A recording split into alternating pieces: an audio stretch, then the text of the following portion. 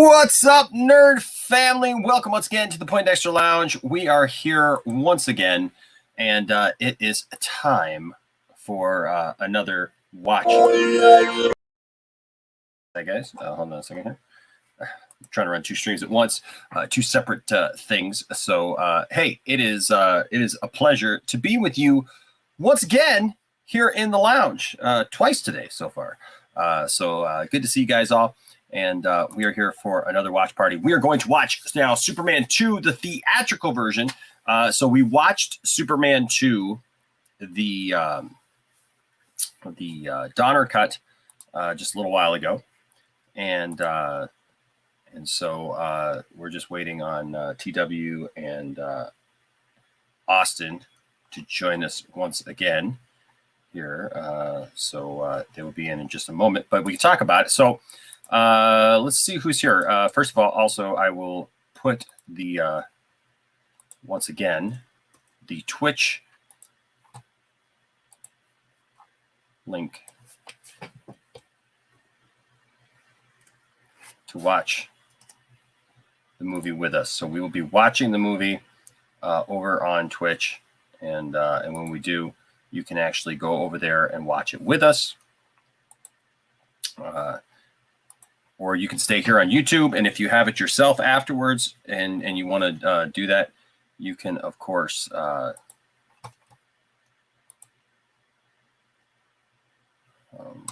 that's pinned now. All right, so you can, of course, sync up with me, and then we can watch it that way. But hey, why not watch it with us now? So as soon as our friends join us, we'll be ready to go. Let's see. Is that live? Let's make sure that's live. Is the stream chat going over on Twitch? Because I'm not seeing any comments over there. So maybe make sure I'm going to do a little check with my hand there. Yep, that's okay. That's live. All right. Just making sure we're all still live and like that we're all good. Golden G's is here. Says now, General. Would you care to step outside? Exactly. We're gonna get the proper thing there. Anchorman Hairman says, have you figured out who Deranged Enosh is? I have not figured out who Deranged Enosh is. And I talked to Tiffany last night. It is definitely not my brother-in-law, so I am not sure exactly what's going on with that. But it's very interesting.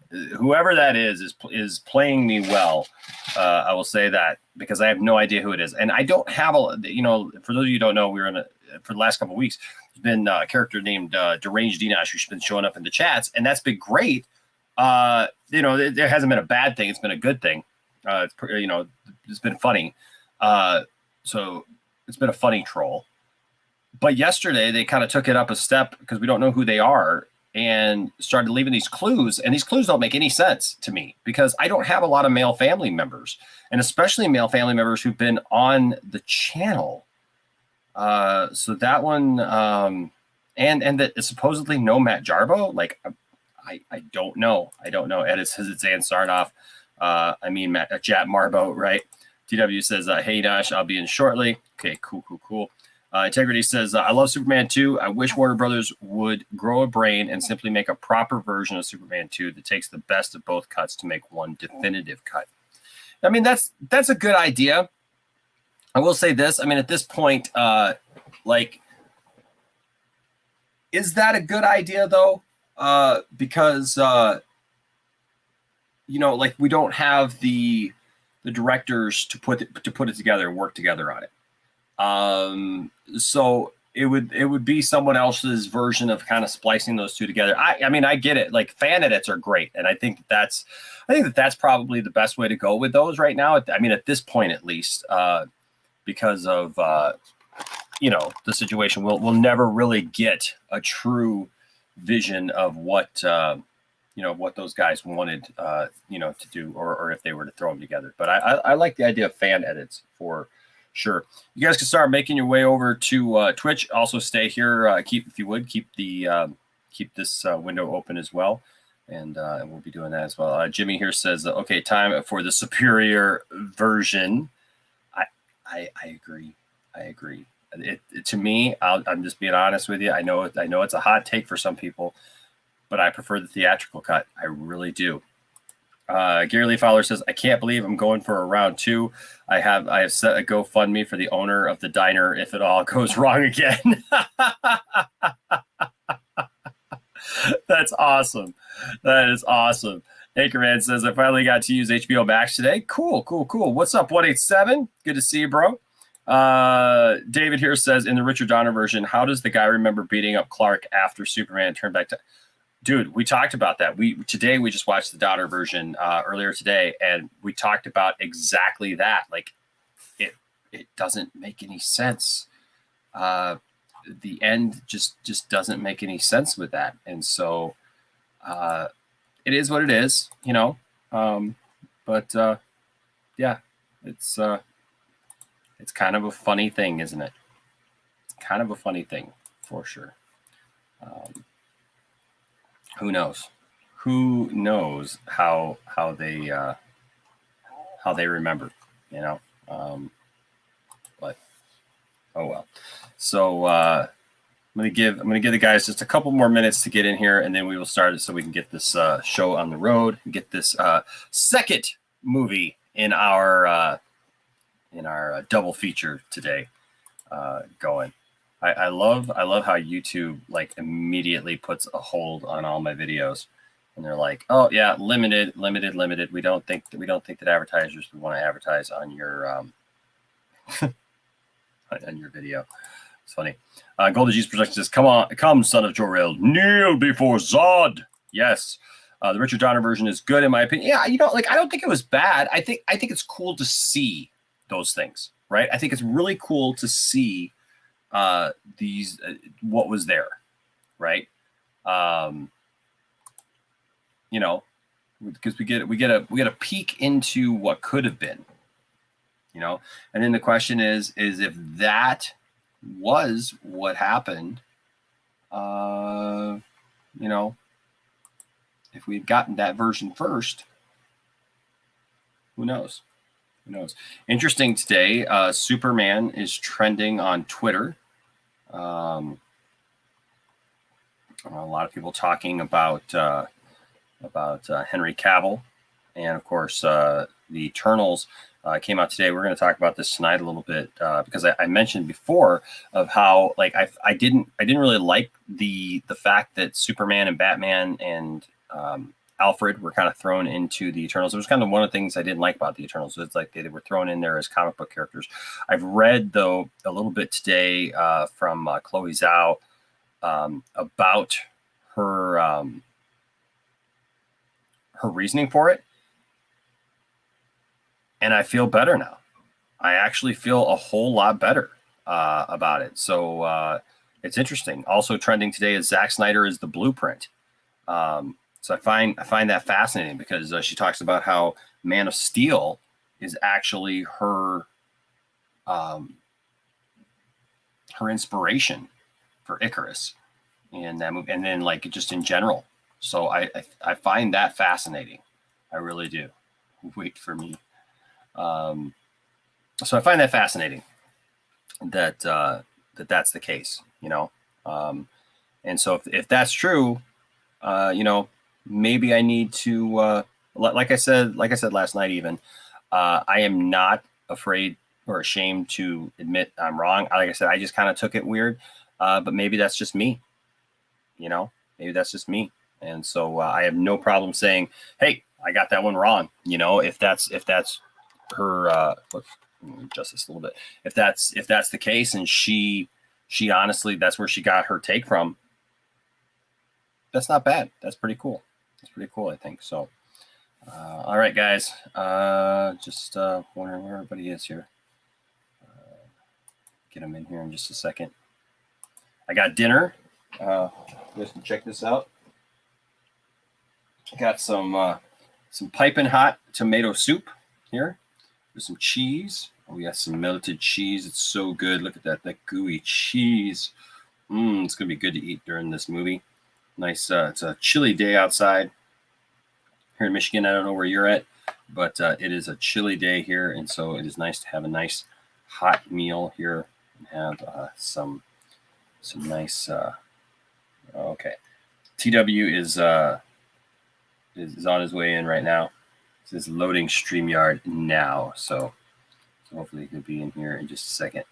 Integrity says Icarus is closer to Reeves' Superman. Just kidding. That's funny.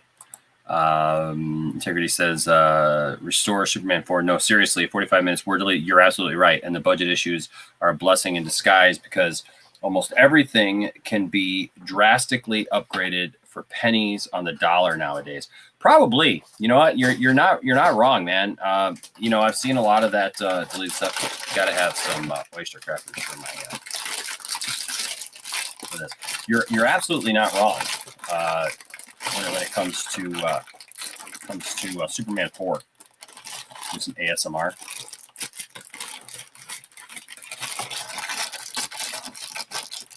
But no, you're not wrong, man. Superman 4 has got 45 minutes of extra footage that we didn't see, and there's lots of deleted scenes that are available online that you can check out for Superman 4. Have you ever done that, TW? Done what? Sorry. For Superman 4, checked out the deleted scenes. No, I haven't. How was it? It's pretty good. Like there's a different Nuclear Man that shows up. Really? Yeah, and he's more like Bizarro. He's wearing like this weird suit. He's got like this crazy wig on that's supposed to be his hair, but he shows up at the nightclub. You know how like I don't know if you remember in Superman 4, they talk about how Lacey and Clark are going to go to like Club Metro or something like that. It's like a okay, and like do a story or whatever. And so and she talks about how it's so super chic, and she thinks Clark will fit in and whatever. It's when they're working out. And so the thing is they go and this other Nuclear Man shows up first, and he's kind of crazy and it's very Bizarro like. And they actually have a fight. Yeah, they actually have a fight, and supposedly. The thing was with that was that it was supposed to just be like on this epic scale, very much like the Superman 2 fight, like just this epic scale. And it's not finished now, whatever. And so they got cut out. We only get the one Nuclear Man. But yeah, apparently Lex failed at first. And, yeah. Well, look on the bright side. At least we still got stop. Don't do it, the people. Do you see the smile in his face when he says it? Like because he's probably going like, did I actually just say that? Yeah. Stop. No, dude, it's like it's a bad joke that like he's trying not to laugh, but I can't believe they kept that take. It's like the Ewan McGregor thing. You know that story? No. Well, in you don't know this? Okay, well, in Revenge of the Sith? Well, maybe I don't. Just killing younglings? No. Basically, when Obi-Wan's going to talk to Padme to let her know what happened to Anakin, that he became Vader and so forth. You know how he mentions he killed younglings. Mm-hmm. You know how you see Obi-Wan covers his mouth. He's stifling a laugh because Ewan McGregor found it so incredulous that Vader would do something like that. Mm-hmm. That the Anakin that he had worked with, the character, mm-hmm. so that he started to chuckle. So he was trying to keep himself from smiling. So that's why he covered his mouth. Wow. It's one of those like you can never look at the scene the same way again. Right. What's up, Dark Star? Good to see you. Golden G says Superman movies inspire so many movies. Absolutely. Oh, yeah. And Integrity here says Superman 4 is 134 minutes. They cut it to 89 minutes weeks before release. Yeah, dude. Yeah.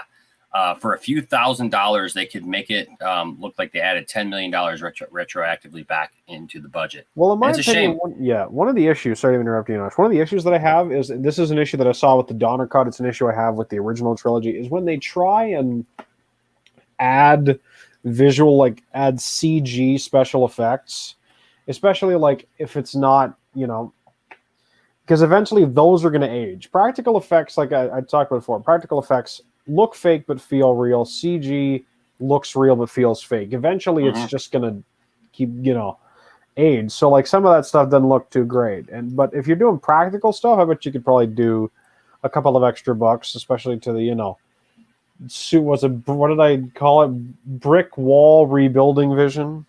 Yep. That's such a weird thing, man. That like they added some weird powers to Superman's subset. Like it's just Superman strange. can kiss someone and then they can forget a certain period of time. Yep. It's weird. It is very weird. Okay, but that being said, we're gonna go ahead and head on over to Twitch. We'll get Austin in here when he gets in here. I'm on the Twitch link, right? No, I don't see you. Okay, so yeah, I'll pop over there, then I'll come right back.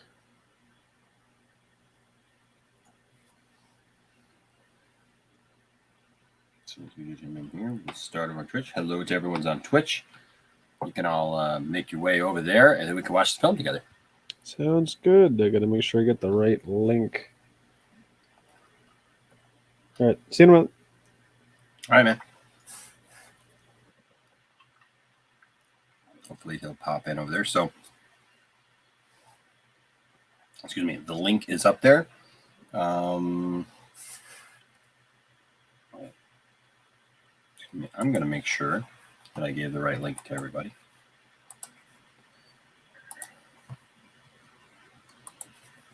Excuse me. Excuse me.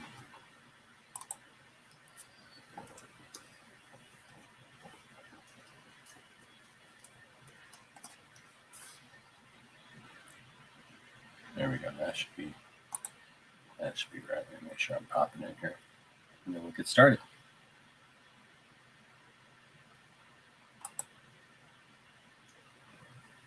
Oh, there I am.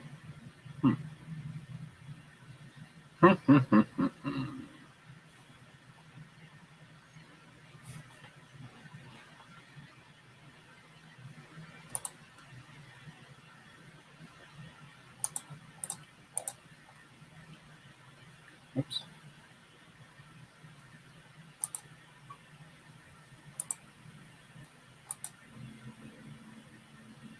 What am I doing here? Yep, that's the one I'm live with.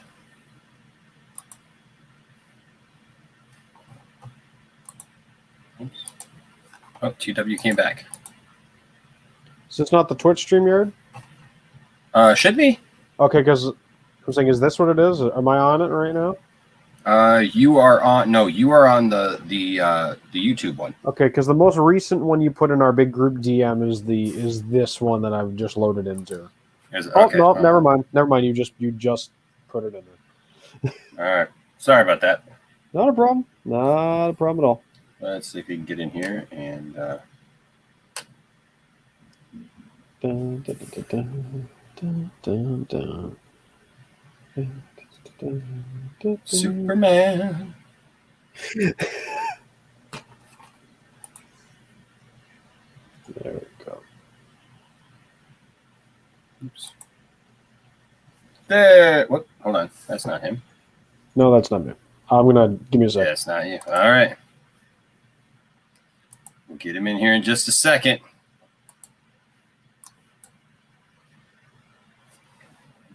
Now, for everyone who's watching this afterwards on here, this is where we'll be starting from. We're starting from the warning.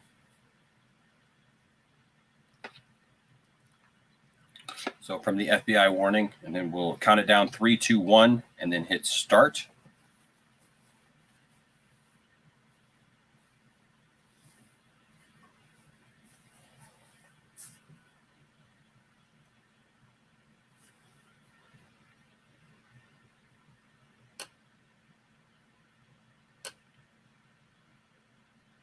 There's TW. Oops. I got 2 of the movie there. I don't need 2 of the movie. All right. There we go. There's TW. He's on Twitch now. Okay. So for everyone over here on YouTube, I will be removing this, but this is where we're starting. So if you want to hear our commentary, you can do that right there. Well, I'll do that at the end. Because I don't want the music coming through and like all this stuff because then we'll get tagged anyway. So if you're on YouTube, you will only hear my commentary because TW doesn't have the computing power to be on both at the same time. So maybe we can get Austin because Austin's done it before. So maybe we can at least get Austin when he comes over. So, but we shall see. All right, guys, we're going to go ahead and Integrity here says a price production deleted the brick wall rebuilding vision and made it so he flies super fast, replaces the bricks, and uses heat vision. It's a great example of how drastically improved Superman 4 can be. Wow. That's interesting. So there you go. All right. TW needs to upgrade. That's funny. All right. So I'm going to go ahead and go over here to Twitch. And folks, we will get this party started with the theatrical version of Superman 2. We'll count it down. 3, 2, 1, play for those watching after the fact. All right. So here we go. 3, 2, 1, play. There it goes. All right. Awesome.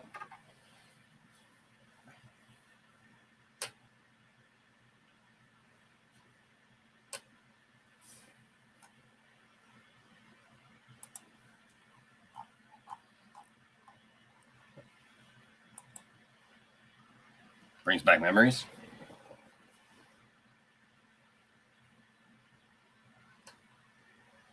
Oh, whoops, hold on. I'm sorry, it didn't play. It just went to the title screen. So here we go. Ready? 3, let me just reset. 3, 2, 1, play. There we go.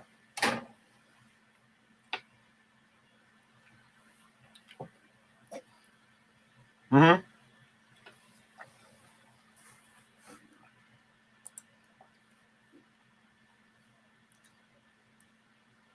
Oh, wow.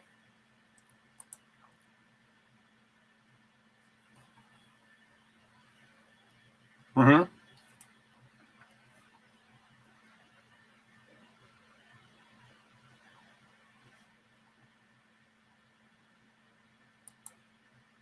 Hmm.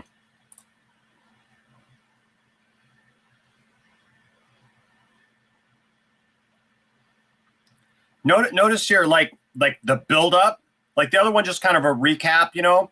I like how they recap in this one because the intro recaps, but this, I like how this starts off. Powerful. Just very powerful.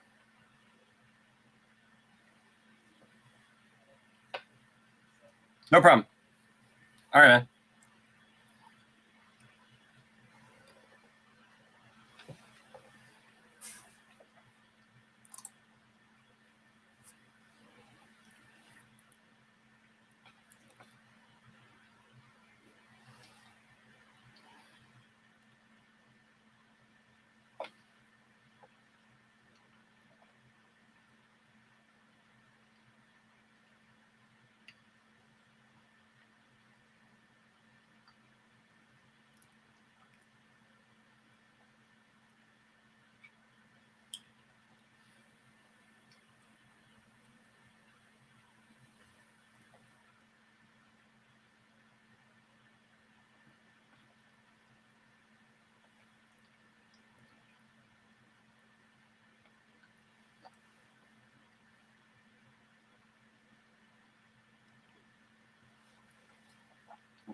Word up, Caleb.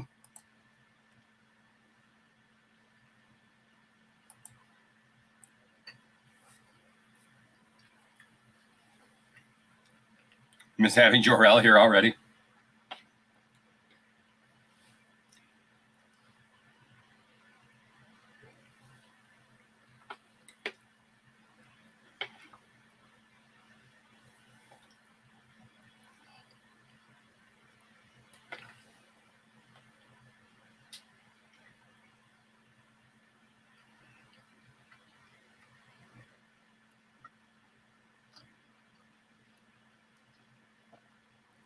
The music just feels much more epic.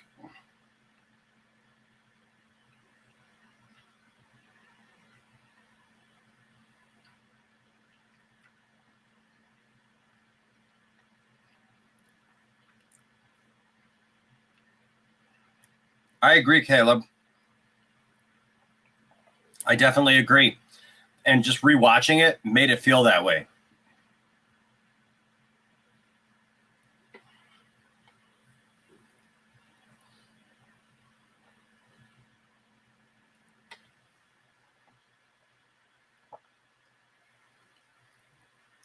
I like how they do this recutting, and like, I mean, yeah, the absence of Jor-El is there, but I do like how they set up though with his mother though, that in the theatrical version, because we get a different side of that. We got Jor-El in the first movie, kind of like how they got her in the second movie. Yeah, and the inclusion of the test footage, the identity reveal scene where Lois shoots Clark was just, yeah, it does feel out of place. It really does. I like the original, or I should say the theatrical.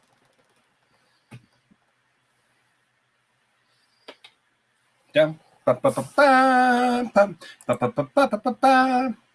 yeah, Williams definitely did the music for this too. Yeah, I think the problem is with the Donner cut, they had to piece music back together. You know what I mean?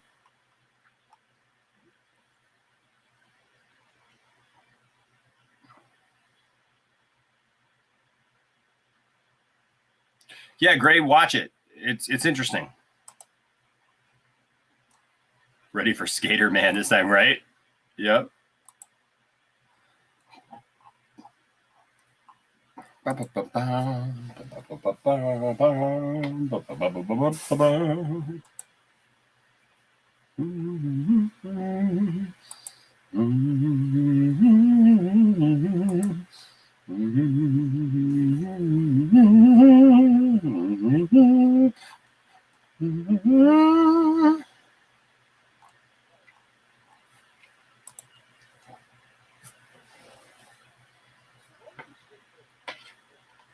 Oh yeah, yeah.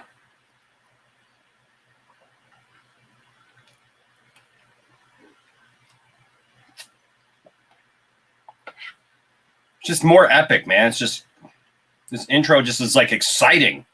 It's like, yeah. It's Superman. Ready for more. Here's part 2. Jumping right in, there's Mark McClure. It's Terrence Stamp. Music composed and conducted by Ken Thorne, actually. That's different. Okay. Yeah. From original material composed by John Williams.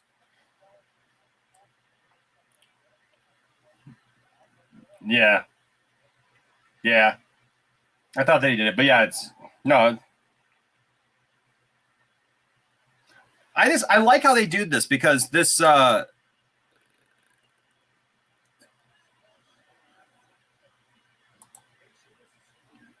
right.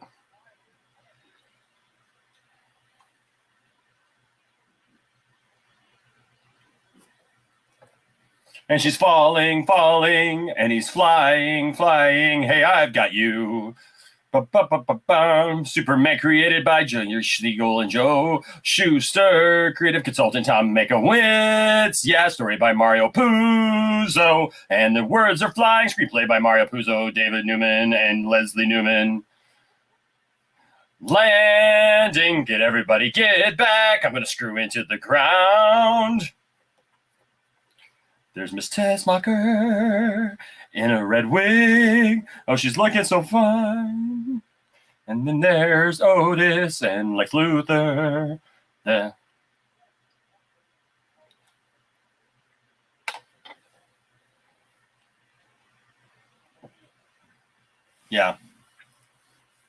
Now Lois Lane is going to die. And oh no, he's too late. Here comes Superman, going to save the train like he can. He becomes a train track with no issues. And there's a bunch of buses going off the bridge. Bam, bam, bam. Look at the rest of the bridge fall, but there's Superman saving one bus. What about the rest? Hey, I'll wave and smile. Executive producer Eli Salkind, produced by Pierre Spengler.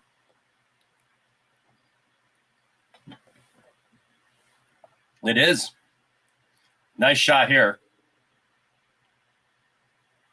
Some good crane work right there. Mm-hmm.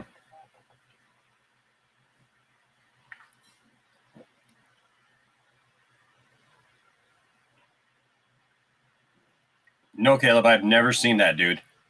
Caleb says, LOL, have you ever read the alternate script for Superman Returns that leaked on 4chan? It's wild. It was apparently written with Tom Hanks in mind for Superman, which is just crazy.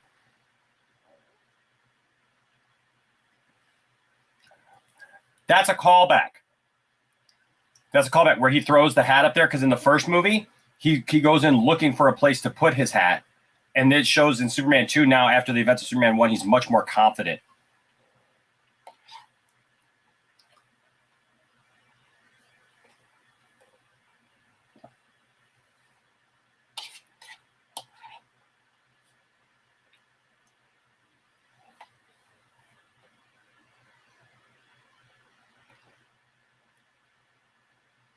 Terrace?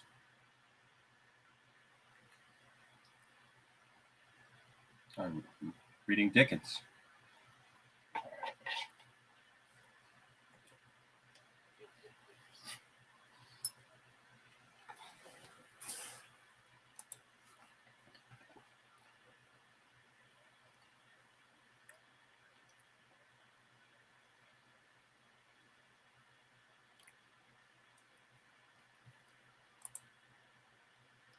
That's terrible.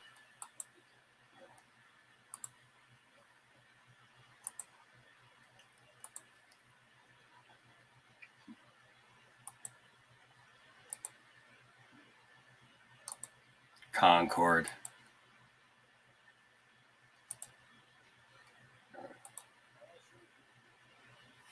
Oh, whoops. Hold on. What happened?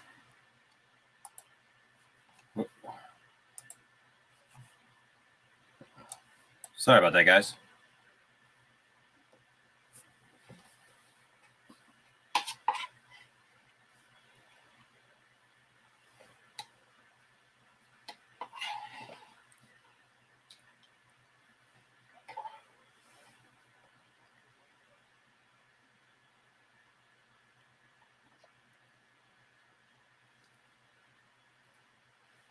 See, this is...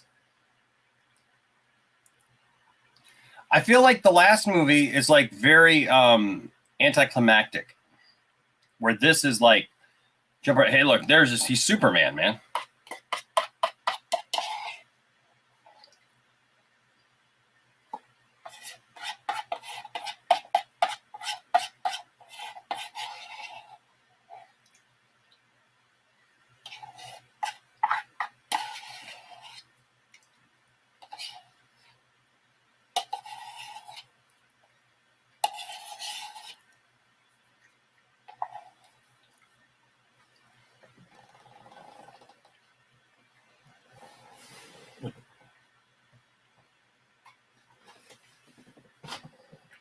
Hydrogen bomb? How can we be sure?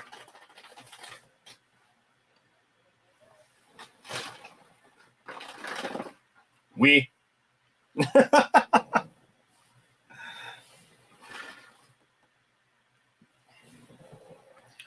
By the way, stop me if I get annoying quoting this movie.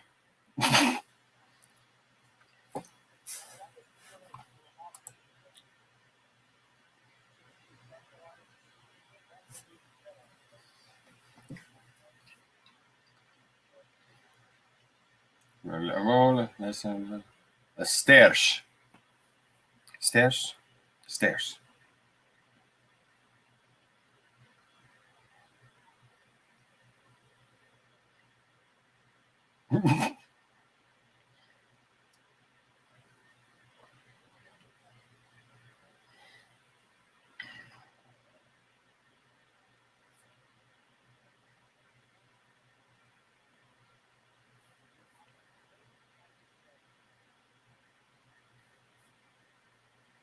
Caleb says, yeah, it was supposed to be a sequel to Superman 1 and 2, just like the original Superman Returns, but the main villain was Brainiac and the secondary villain was Solar Man. It would have served as a retelling of the events of Superman 3 and 4, but with better effects and a darker tone. That crazy one on 4chan. Yeah, James, if you follow the link in the chat, man, it's pinned up in the chat. You can come over to Twitch and actually watch the film with us. We're watching the film over here, man.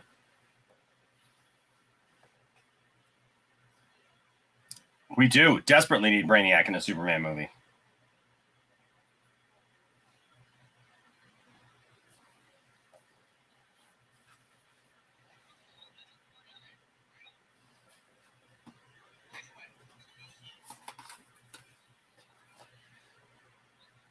Quick.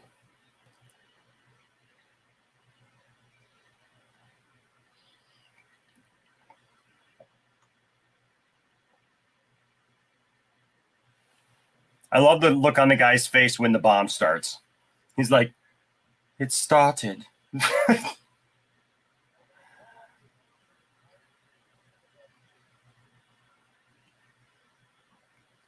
I don't know what she's thinking here.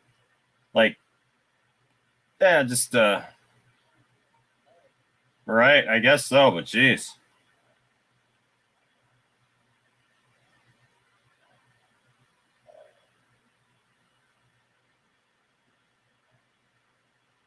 So, I mean, it's just not Superman 2 without this scene. Just give in to us as soon as we find the bomb.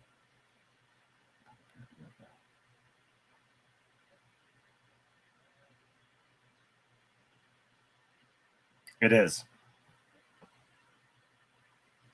Yeah, the voiceover stuff is not very good.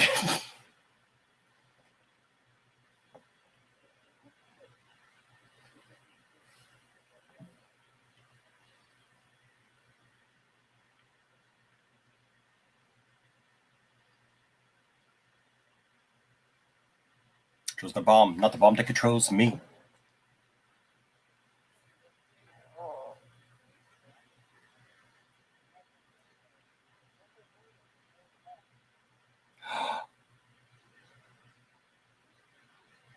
Oh my gosh.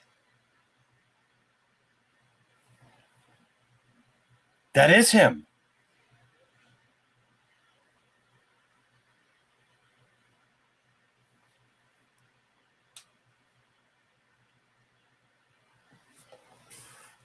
Out of the lift now.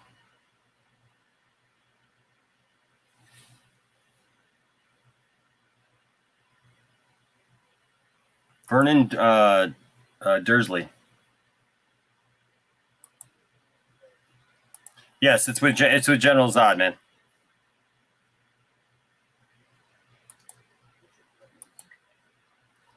Dude, I'm so sorry, man, that you hurt yourself, bro. So here's what makes no sense about this movie.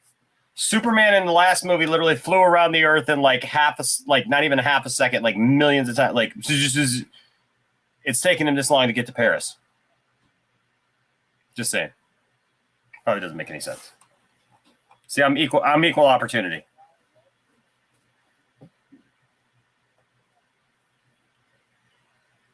You're watching them all the time. I'm gonna go extra fast now. No speed limits in the air.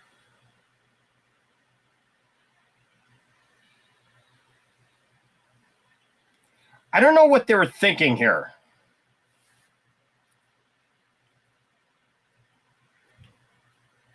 It started. If there's a hydrogen bomb, why would you drop it like that?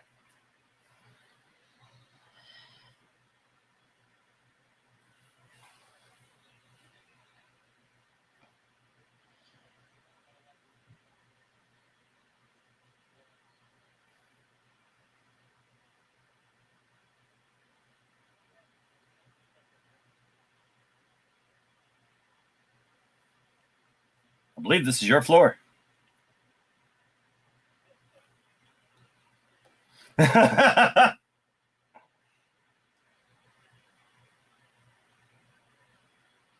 bomb. I know.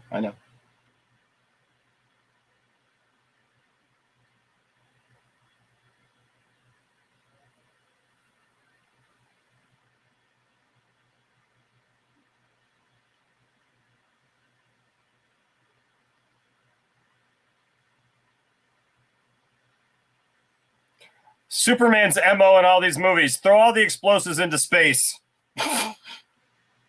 They should be just fine.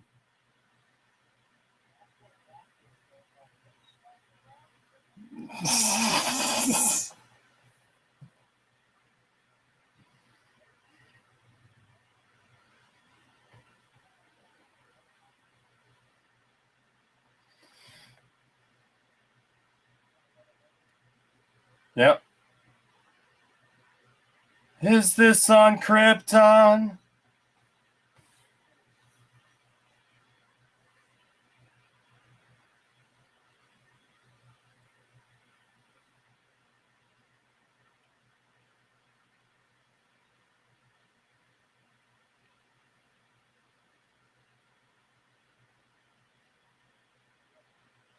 Oh, good, man. Thanks, Pop Culture. Yeah, buddy.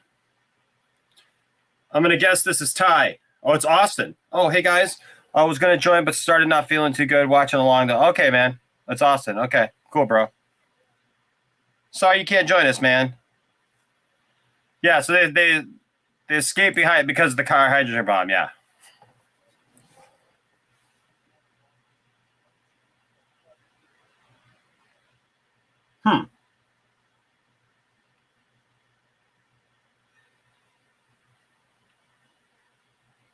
That's the guy. Well, yeah, he's seen later. Same cabbie.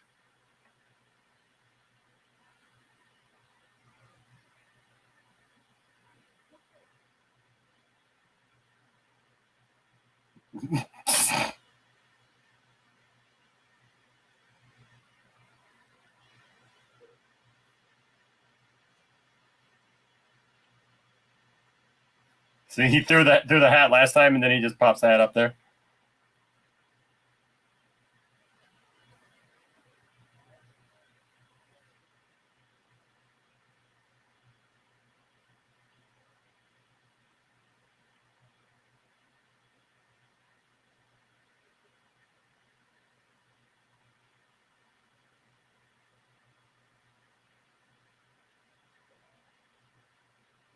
See, here's where they established the orange juice.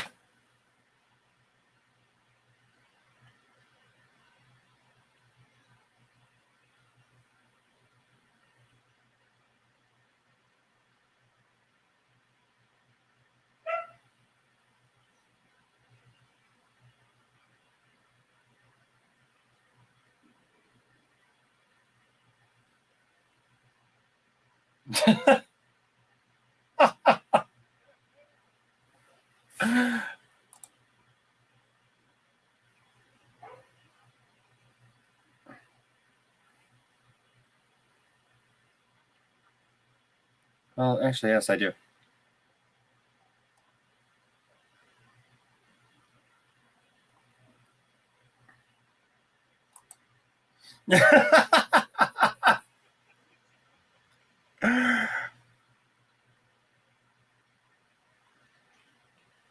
That's fine integrity. He says having an open action scene is fine, but he likes Lex being responsible for the missile to freeze him. I didn't really care.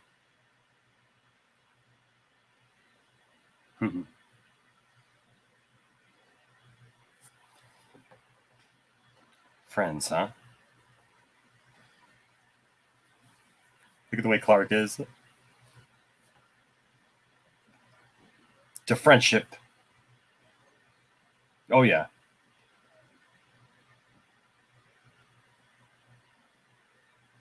Oh, yeah. That's a great sketch.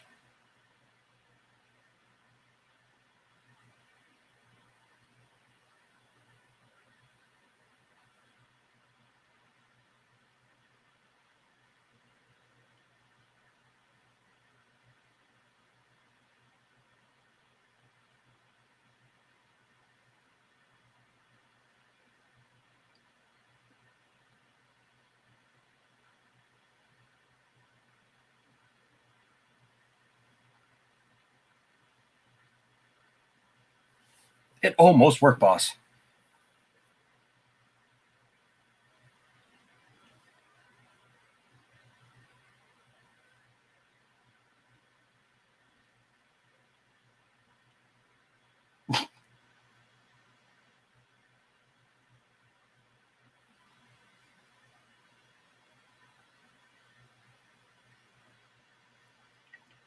See, this also establishes why he wants to go north.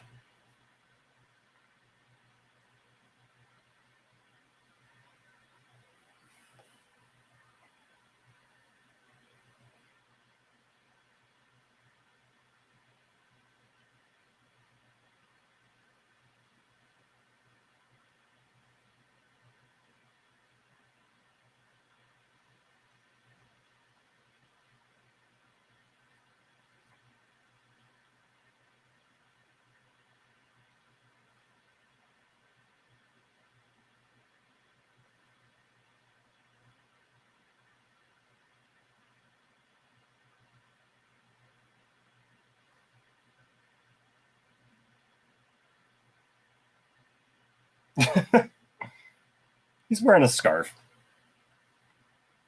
North. Secret. And his secret will give me Superman. Right? His ass got, right? Exactly, you just suck. This cut seems to have more heart to it. Heck yeah, I like this better. Naturally, she puts out a cigarette.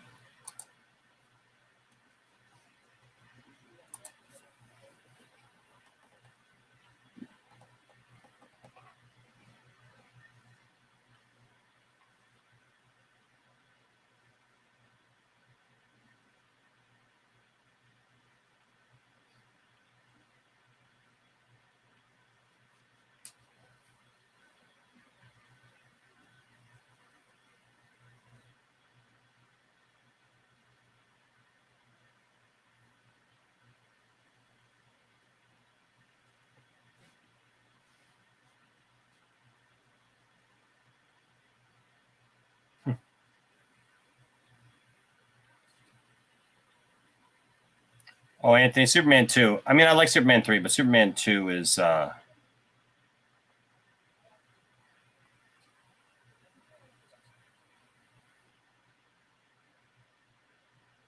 that's it. I'm dreaming.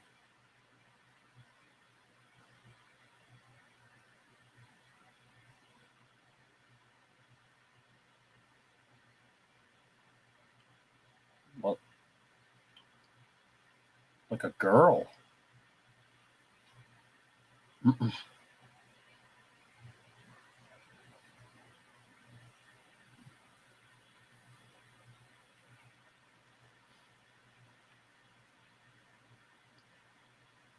Now, see, there's subtle differences here, but the timing of which she delivers these lines.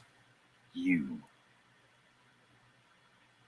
What kind of creature are you? Man. Oh, I know.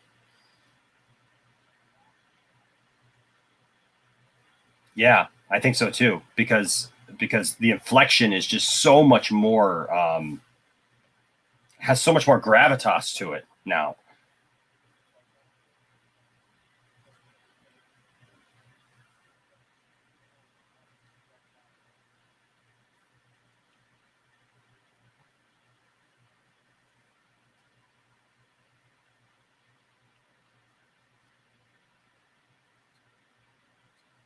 What's that?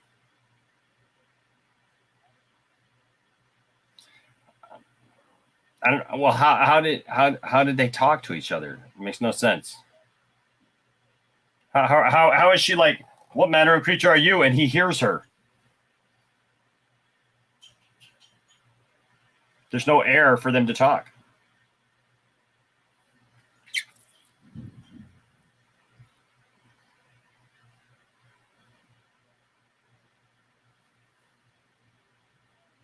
Hey, Jimbo. Yep, she just murdered a man. Zod's about to do the same thing. I like to watch his tether when it falls. It falls hard because they couldn't do it with like the. The other dude's like, oh no, that's right, that's non. Other dude's like, I'm getting out of here.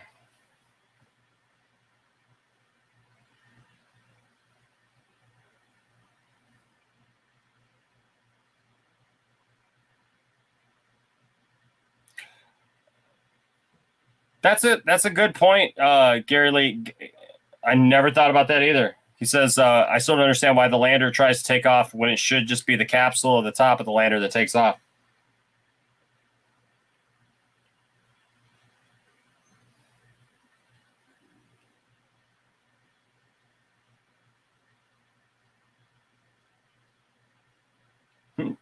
Cliffy. No. What's that thing he said there? Something about a curl? I saw a curl. I thought he said curl. What's a curl?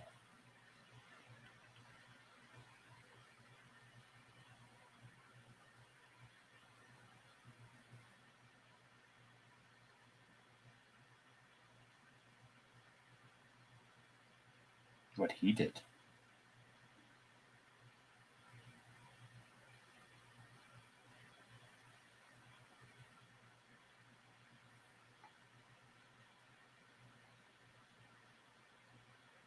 A yellow sun.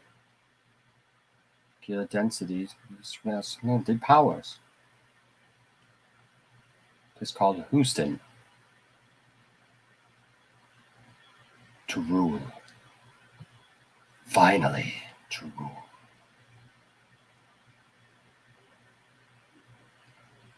Nice crane work here, too. No.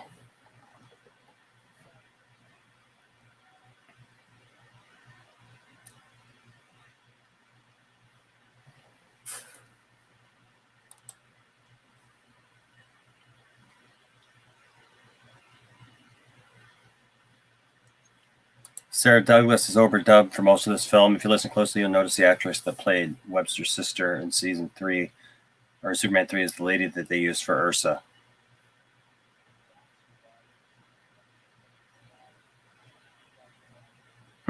Interesting. At the end of this scene, Zod says, and you will have everything you want. Ursa says, men to kill.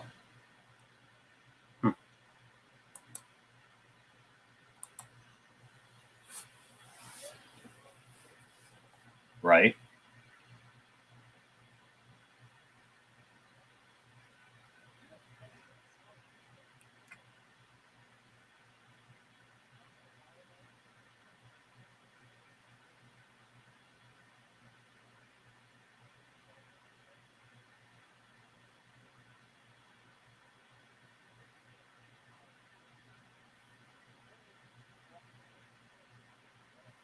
Right?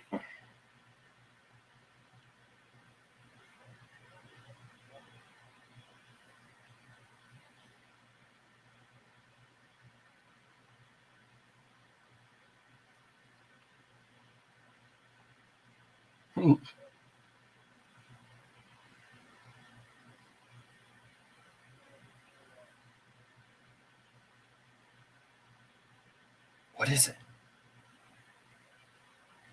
It's a ladder.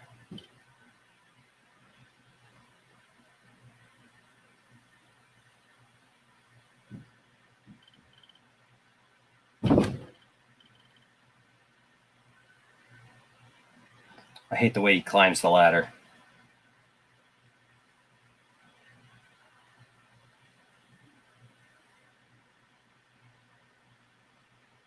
I hate that.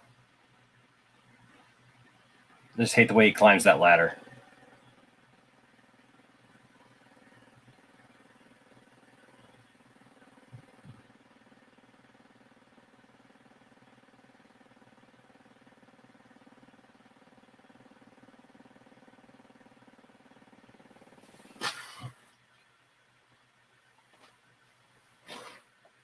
Poor Otis.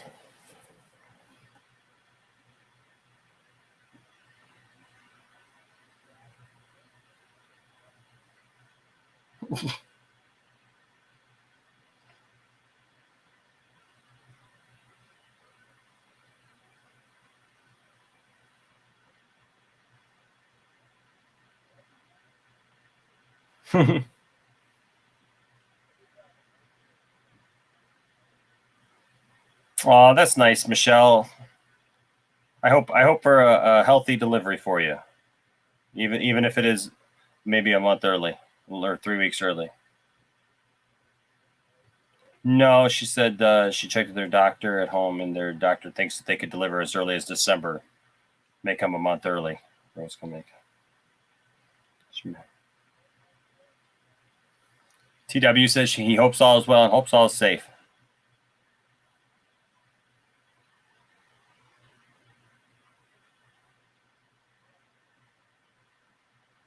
It sure is pink. Together, and anyway.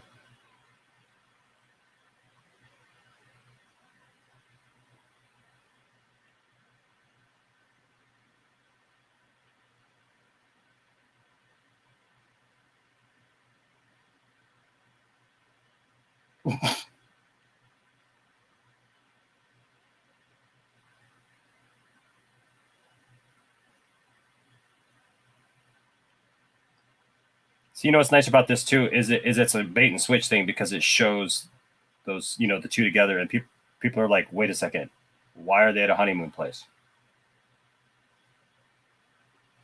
Exactly. Yep.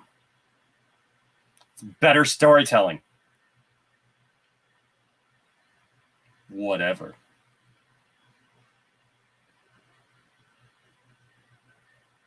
See, but here it is.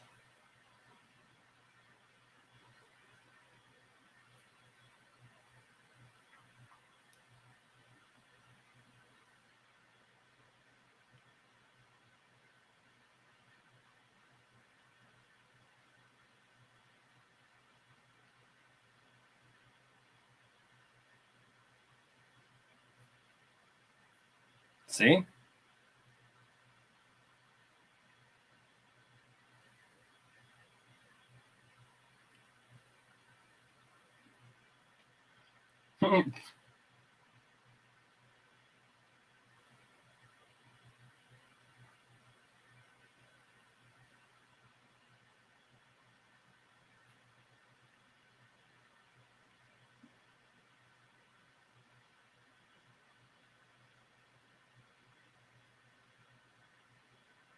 I love this. I love this scene.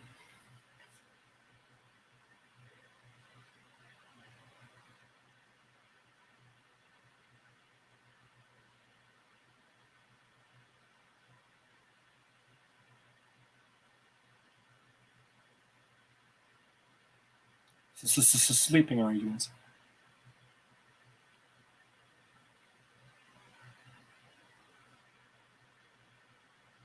Their chemistry is just better in this one.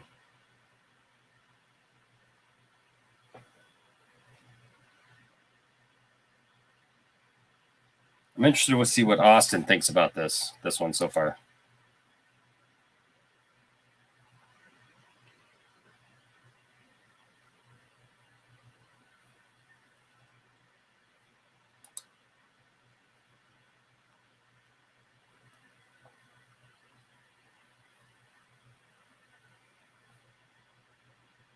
Yep. He's got reason to go north.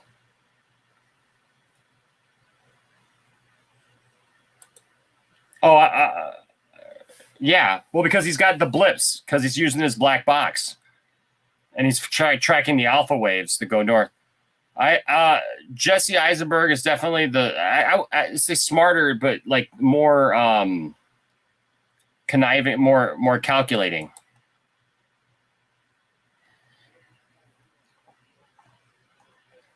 Exactly.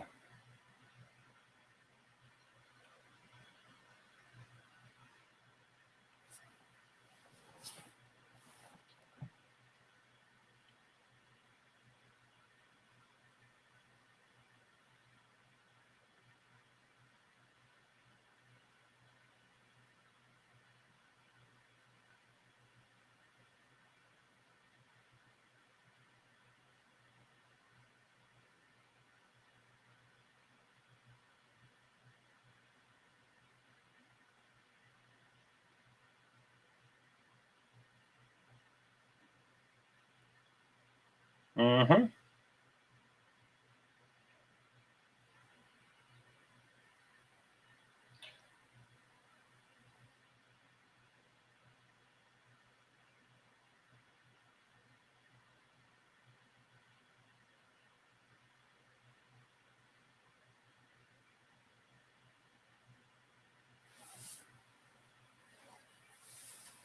See, there's just more dialogue here that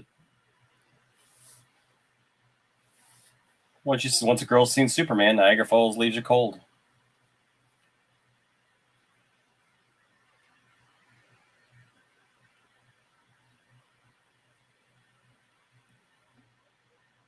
Yes, it's all different. It's at orange juice, freshly squeezed, right? And so like there's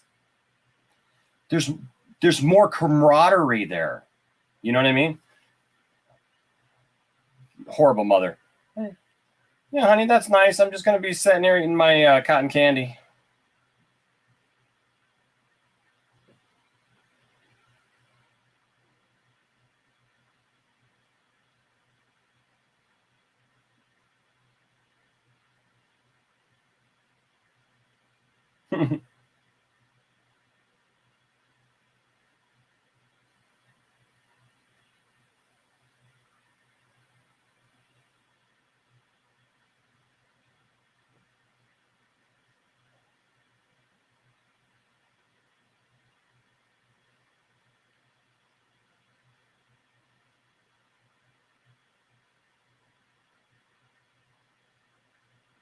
That's the first time I've ever heard that.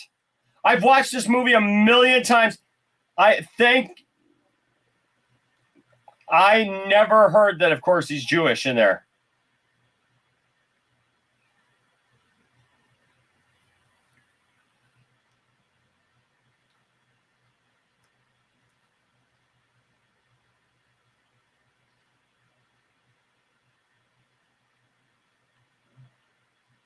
Now, mind you, in the Donner cut, it just cuts away. This has a follow-up. Happened to be Niagara Falls. And Clark is nowhere around as usual.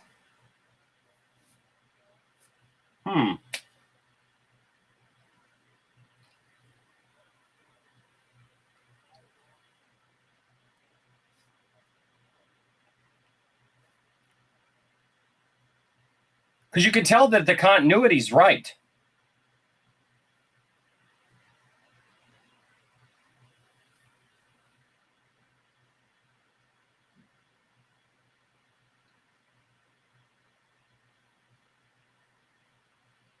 Golly. You weren't, as usual.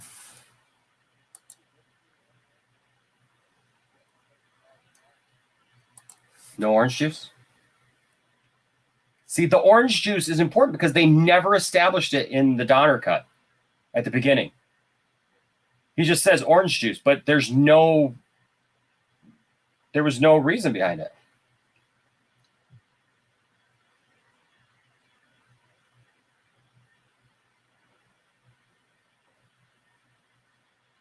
Where's gas to get home?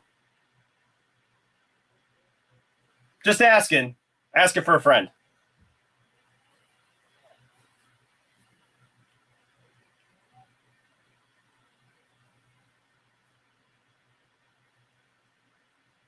It's fantastic.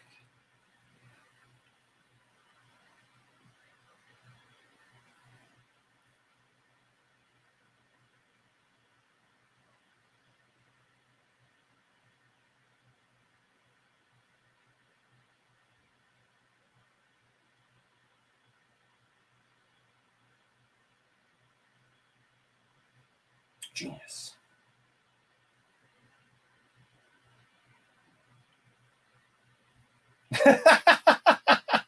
I'll be all right.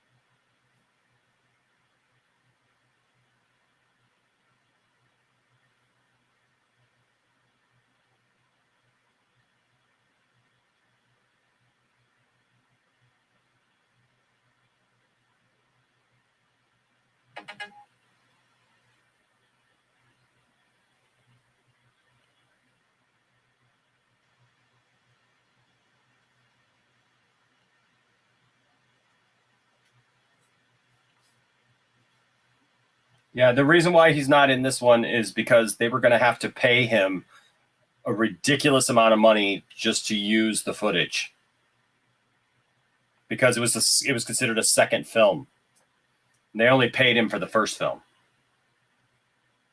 and it's Brando.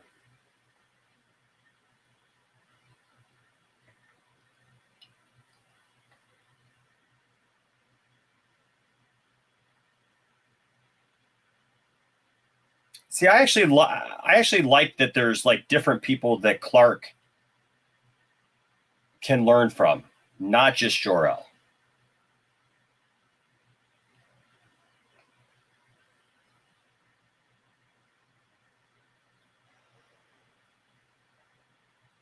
Yeah. Well, so great tangent. The weird part about that is that like he got paid. I think he made altogether was like $14 million. No, it was $19 million after residuals, which was ridiculous. But they just wanted the Brando name.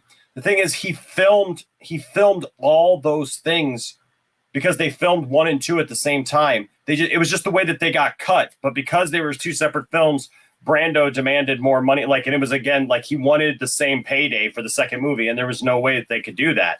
And so, I get it. People should get paid, but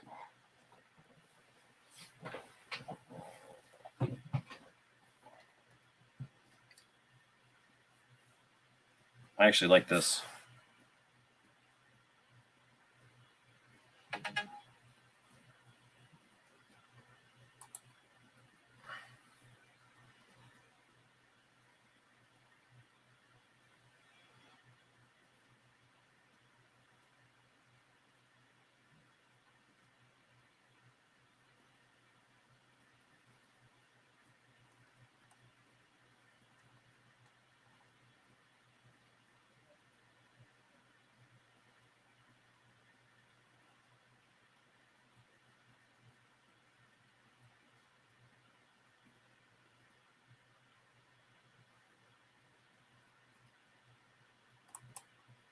Integrity says that Lex voice is a different person.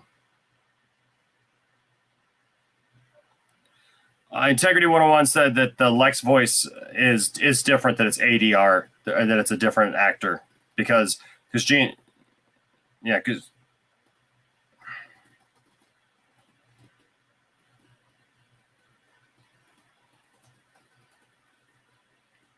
oh, it is, yeah, Christopher, yeah. Right. Integrity even says here, Christopher Reeve is hilarious at the end of this. I agree. And I honestly I like this better than her jumping out of a window, and I also like it better than her pulling a gun on Clark.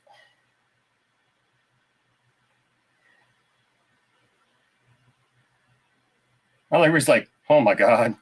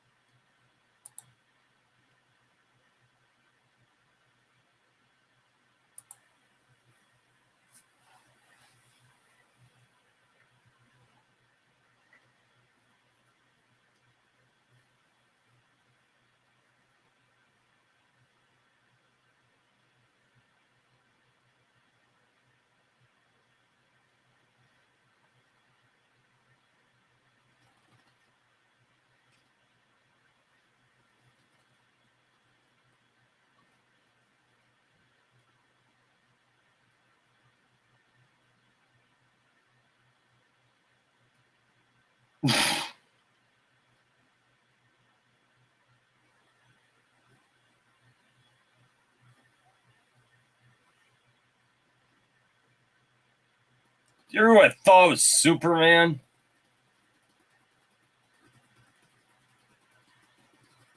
It's embarrassing.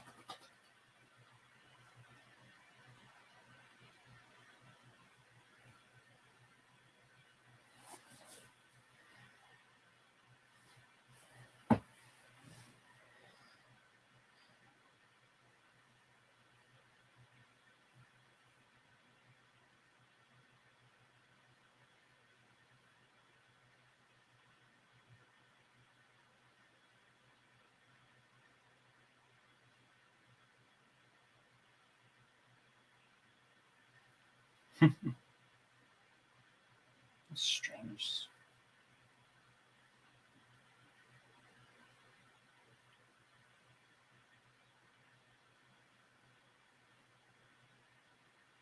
It looks similar.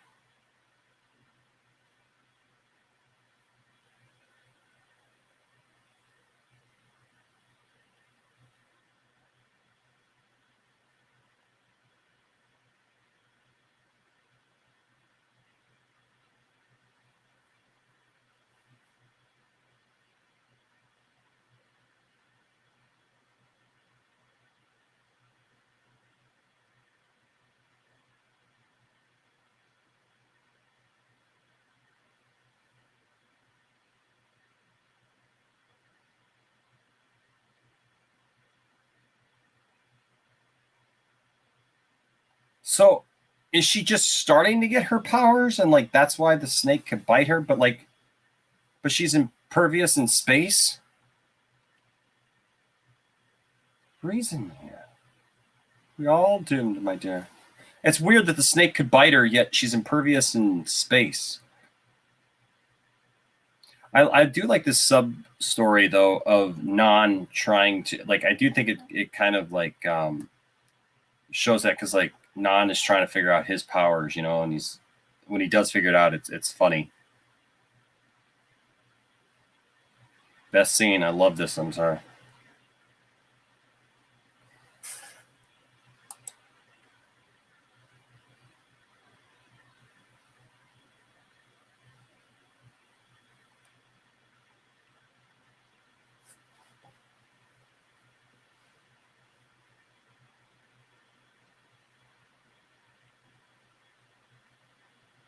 Where's my comb? God. Well, I lost my mind. I lost my comb. Pass me that brush over there, please.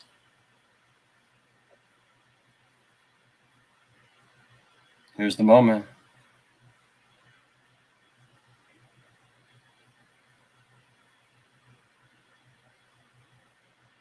Was that Lobot?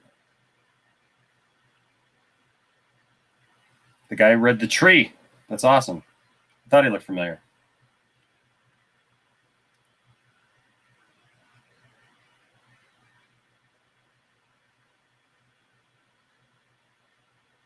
He wasn't in there that long. I mean, he could have gotten in and out without burning himself. Just saying.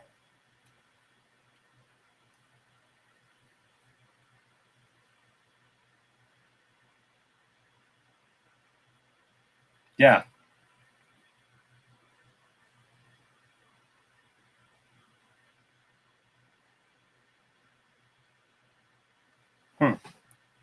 I love this scene.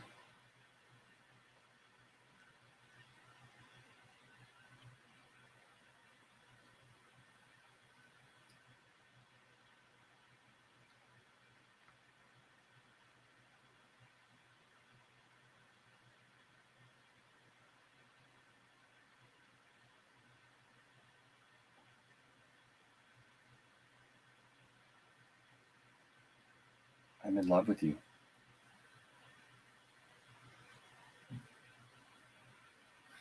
We really better talk. What's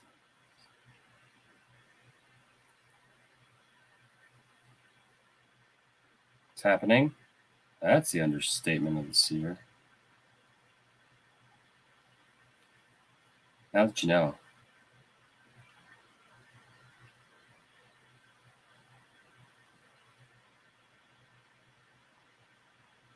How did you know?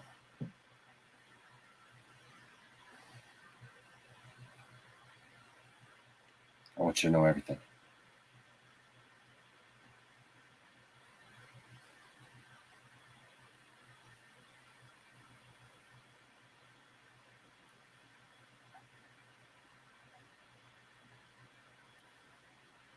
Maybe you should too. Maybe I should change. Maybe you should too. See, there's much more chemistry there. It makes more sense that like she finds out and then they have this moment together instead of just showing up, just flying towards the fortress. There's no reason for them to fly to the fortress in the Donner cut. It's just poof, they just go to the fortress. Like, why? Why do they go to the fortress? Okay, so check this out. He says he can't eat fish.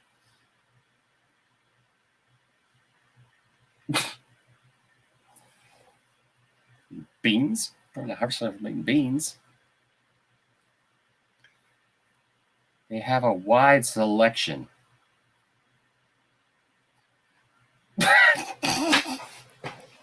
Right?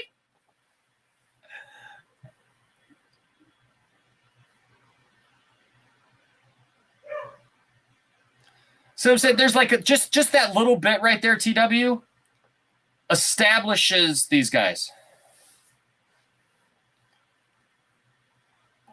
Just them pulling up and saying, "I bet $10 are from Los Angeles." It gives us no feeling of those two sheriffs.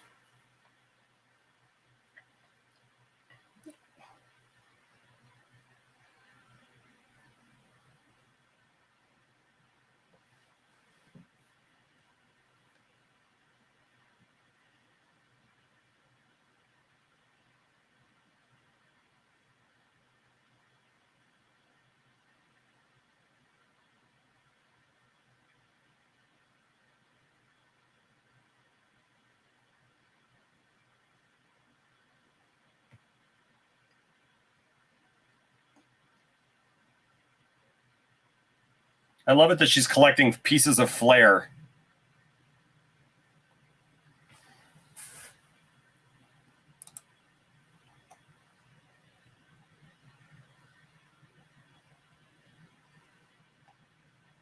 Yeah.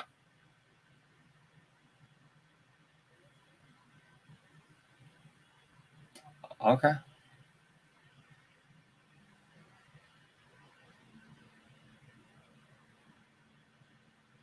Mm-hmm.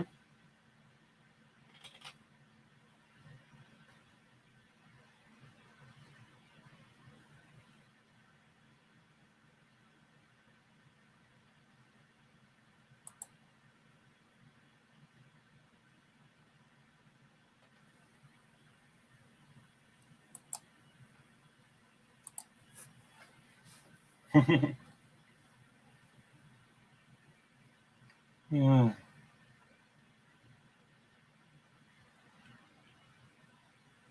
See, and now they're flying to the fortress. Yeah. But they had that moment. They needed that moment other than just you're Superman. Okay. You know, like with using that gunshot thing, it doesn't give them any kind of moment together where they come together and talk about it.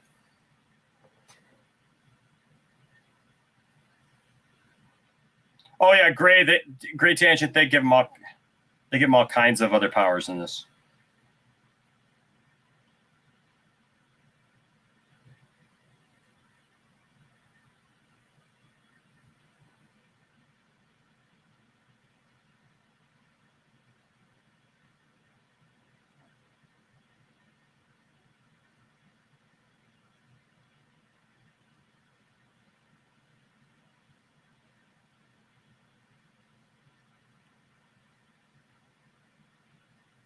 None of this is in the Donner cut. This is where they go to that little town.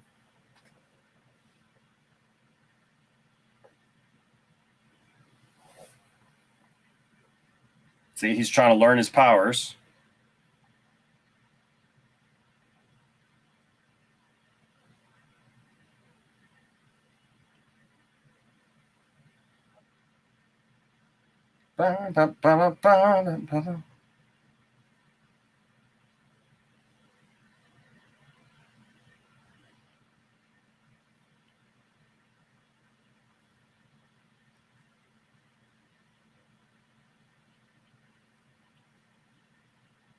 The circus is in town.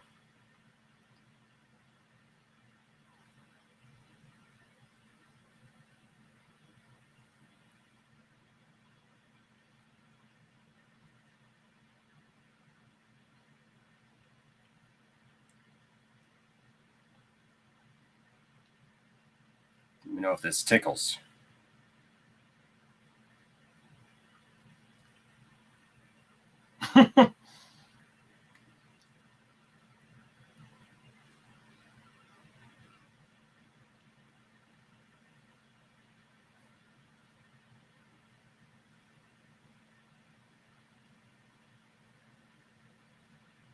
What I don't understand is why that little kid has an English accent in Idaho.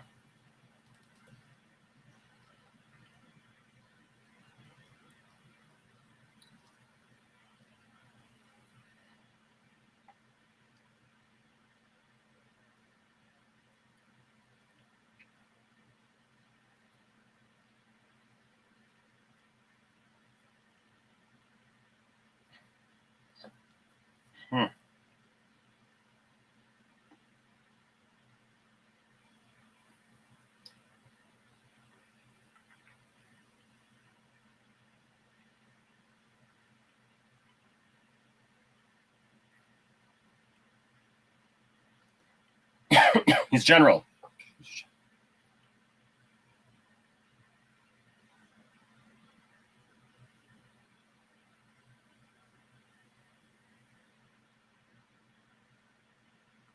See, they're establishing that this stuff is happening.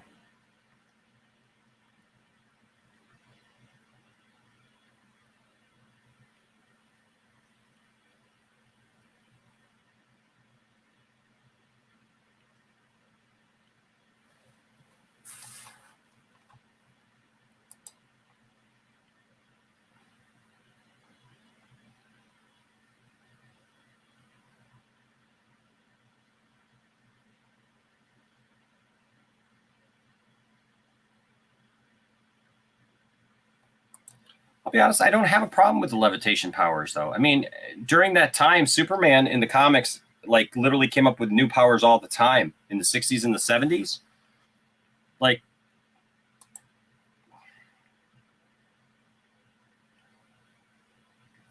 yeah. Integrity, or I'm not, Toronto Freddy. Yeah, I know. It looks that way because I'm broadcasting from another computer into this. That's why. Because I'm on Twitch. On Twitch, I look much clearer.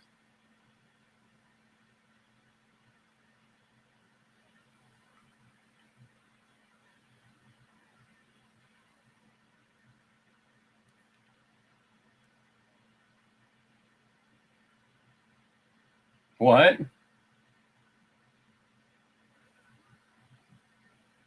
He's just there. He's going off to get dinner for her, and then but he's stopping here to get some flowers.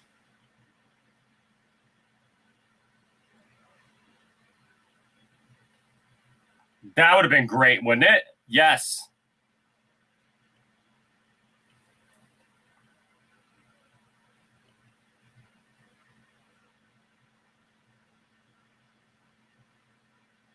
And see, he handed her the crystal, so the crystal's still there.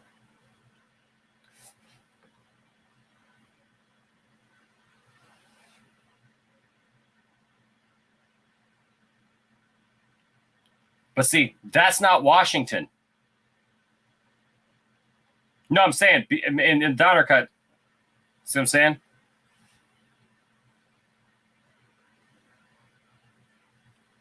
Yep, you're.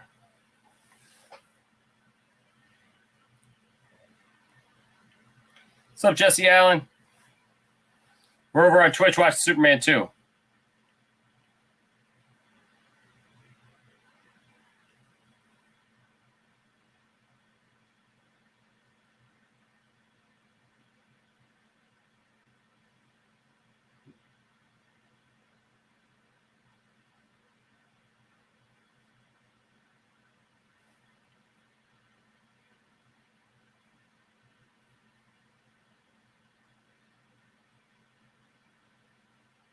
See?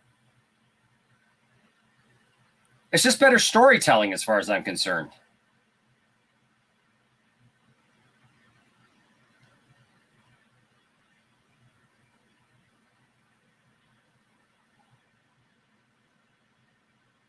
He gets his powers.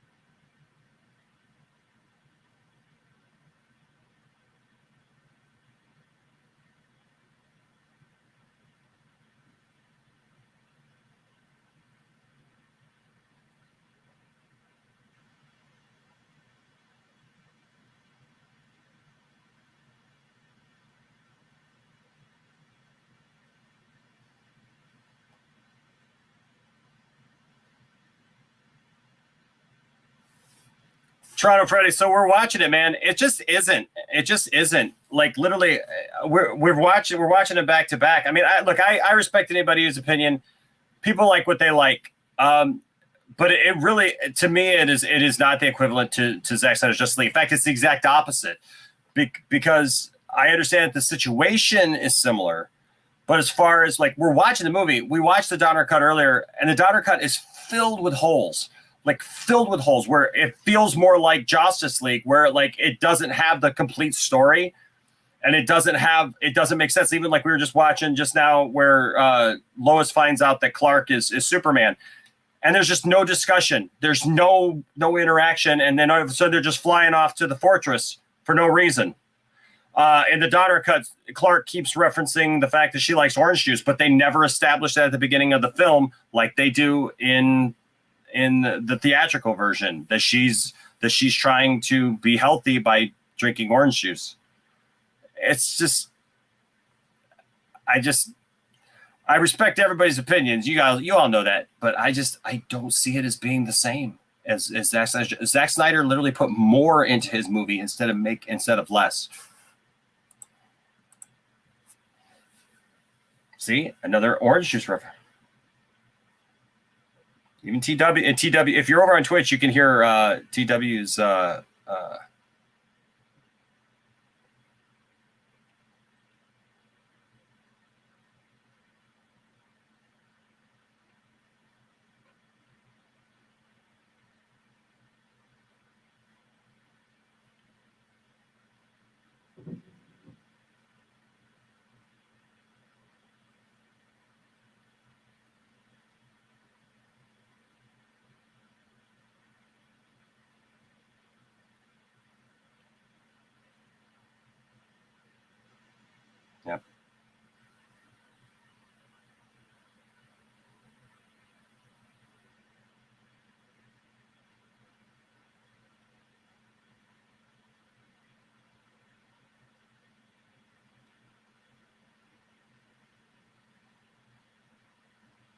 He crushes her hand.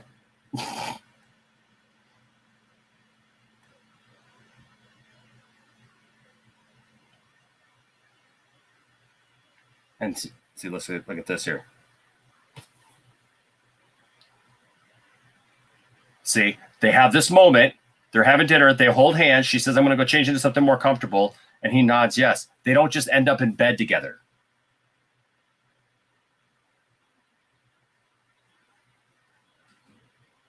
Yeah.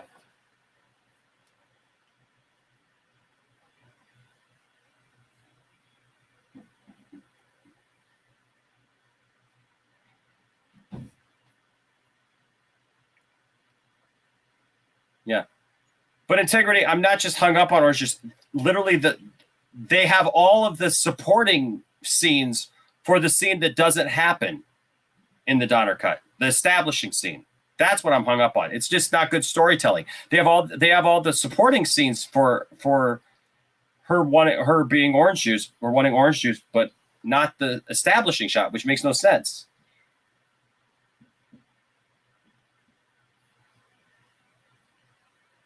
Like this one.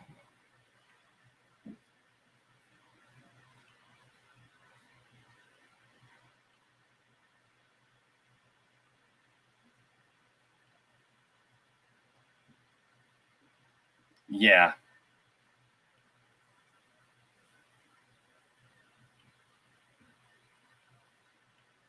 Throw things so far, those cuts the Washington Monument in half. It's just okay.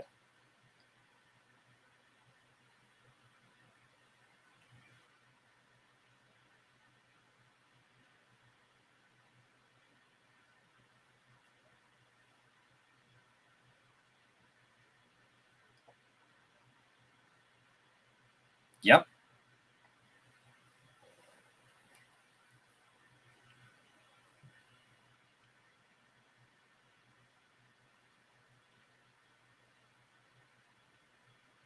I love this because it's the concern of a mother.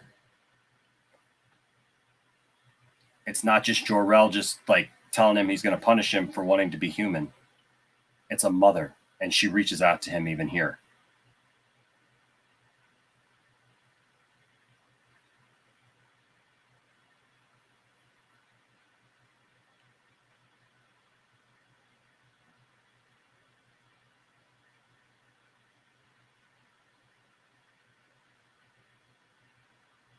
There's so much more weight to this.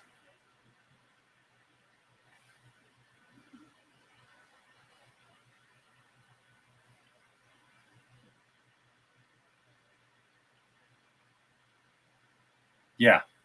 Yeah. Toronto Freddy, I'm fine with that take on it. He says unfortunately Donner didn't have all the footage he originally shot to make a more cohesive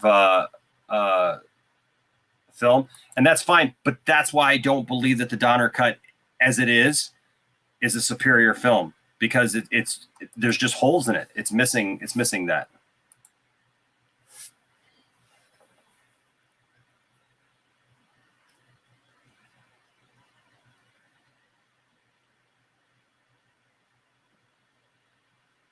This freaked me out as a kid.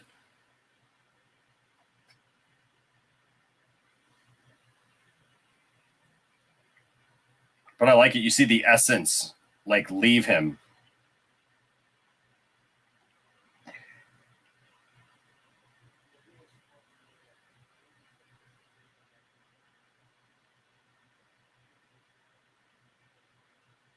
Yeah, like it's rewriting his DNA. Yeah. And he leaves it behind. I love that. The shadow of Superman.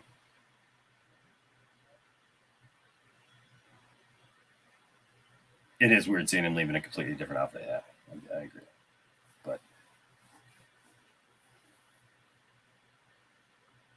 But see, now he's free to be with her, and then they go to his super bed. I love this part. No, I don't know what to say. I don't know what to say. Let's just say you love me. You did all that for me. I don't know what to say. Just say you love me. And then there's a callback later to that. But see, now he holds her. Yeah.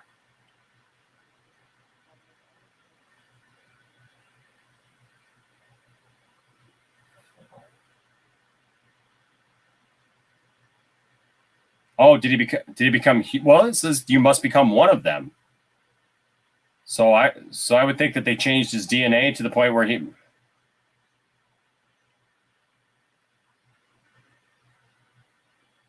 That's a good question.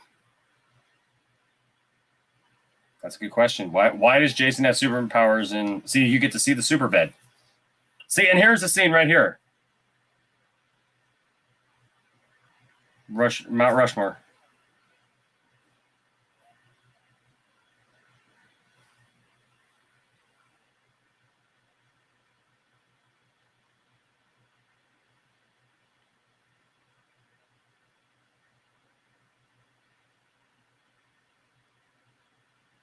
And see, now though it shows them flying across the country from Idaho to Washington D.C. It actually shows this progression. But see, now he's with her. It's a weird bed though. I don't know how that bed works for certain things, but okay.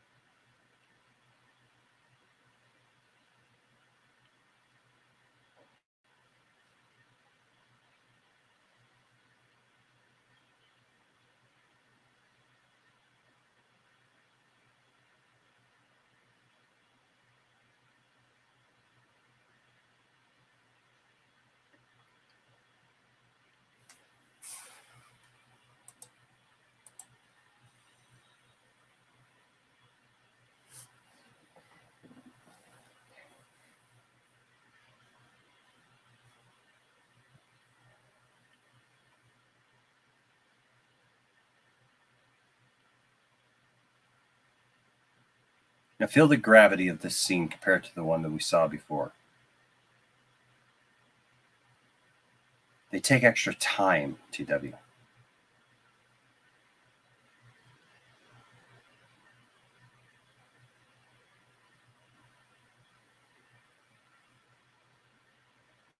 Good.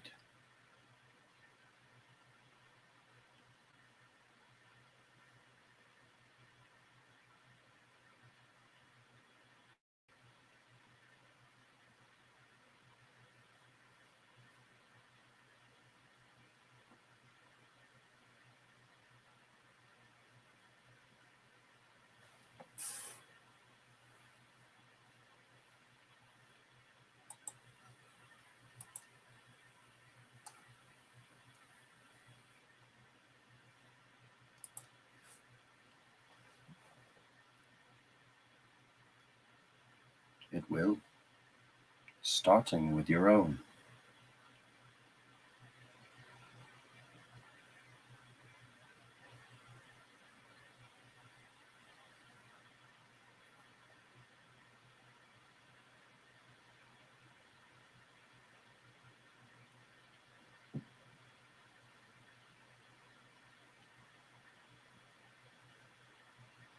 C'est simple ça.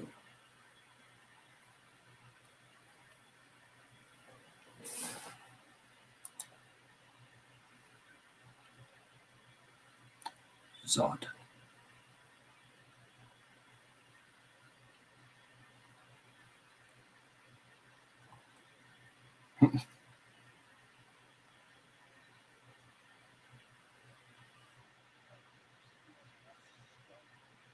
Right?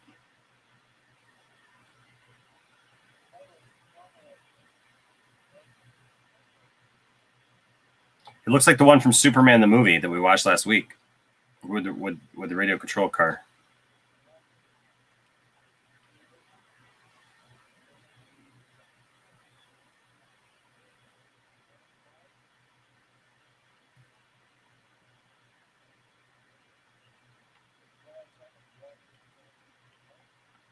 Okay. Oh yeah. Okay. Now look at all this, because remember, this is one of the parts that I had a problem with last time.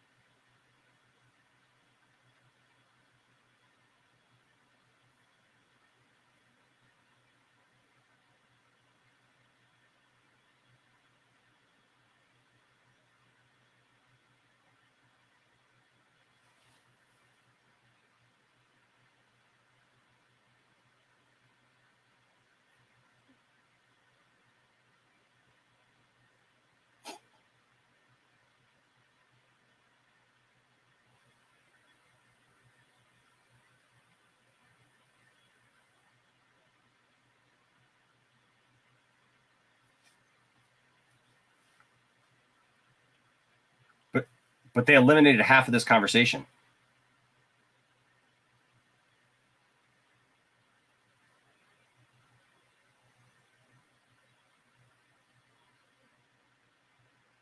My blood.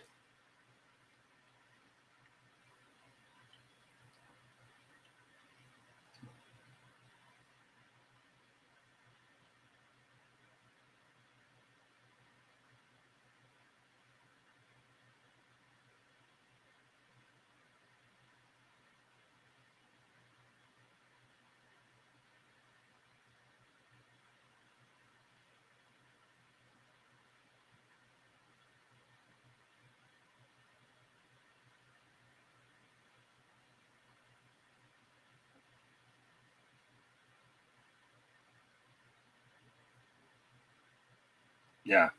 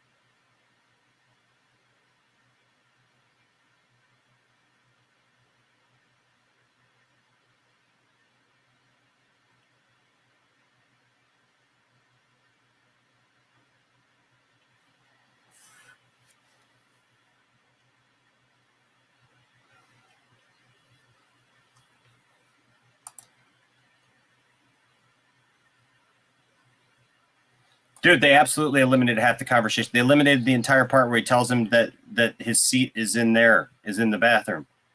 That wasn't even in there, man. We just watched it, dude. Because Integrity says the diner scene is identical in both films. They did not eliminate half the conversation, but they did. Because he tells him, no, your seat's in there, Four Eyes. That wasn't... I mean, I can go back and watch it again, but it wasn't when we were watching it. That was one of my problems. That was one of my problems with it. Because I didn't see it. Wasn't in there.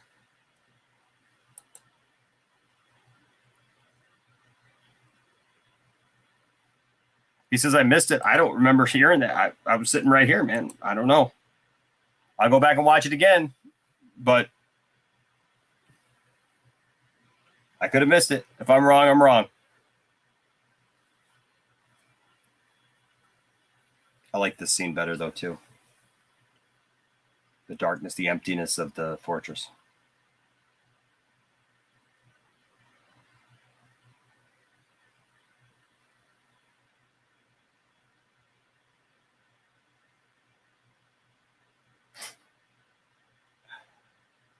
It's all good, Integrity. If I missed it, I missed it. I'll have to go back and check it. Although he comes to grips with the fact that they failed. Even that yell right there, like it's better timed. It's not like over the last line that he just said.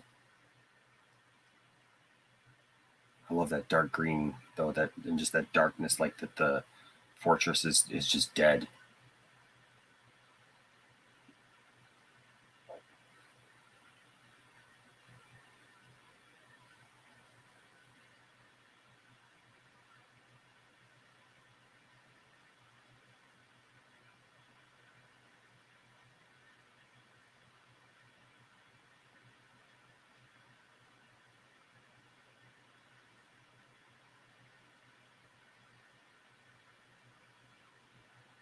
Guess what wasn't in the console when it blew up?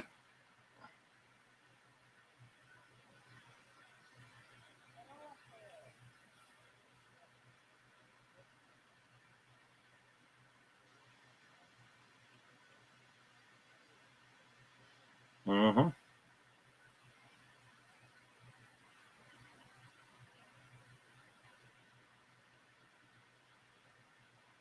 Master of all use today. I've seen those props in person. Mm-hmm.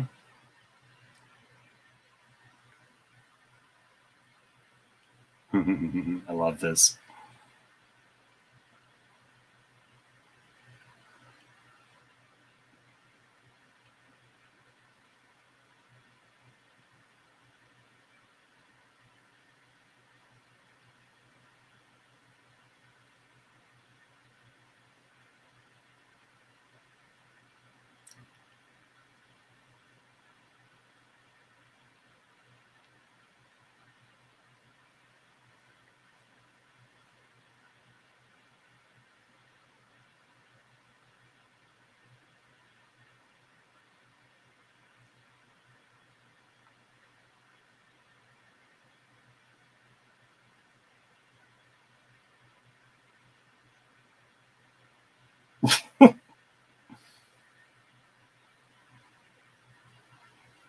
Cannot bargain with what you don't have.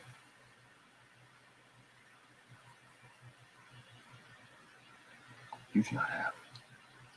The son of Jor-El.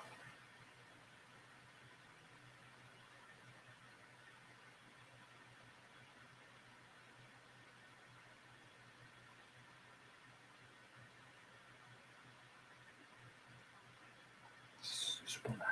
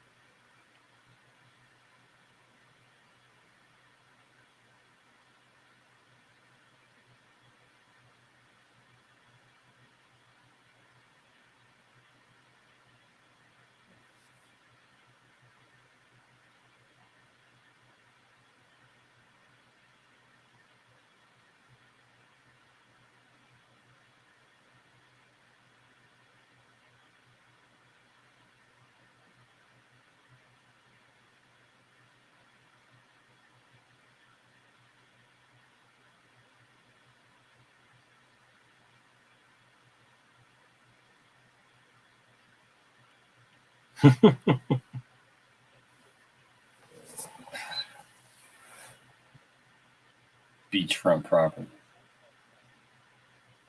Yep.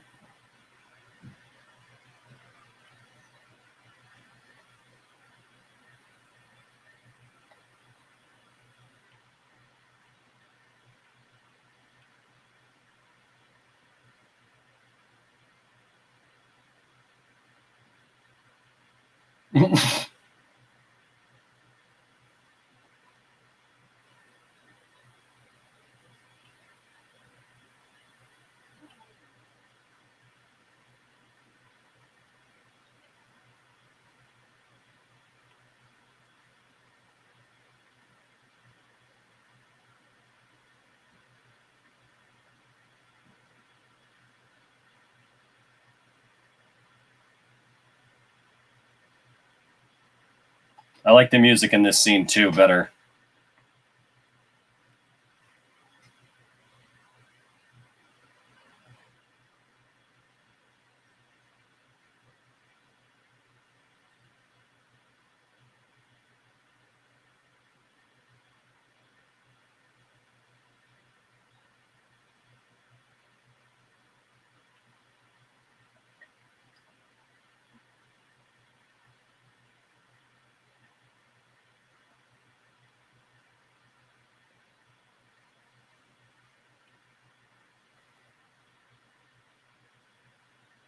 I like how all the offices are open like that and like glass.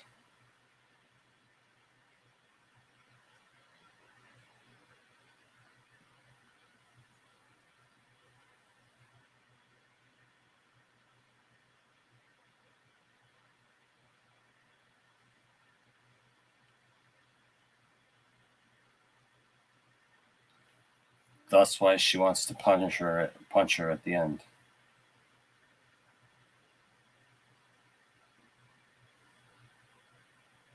Just saying.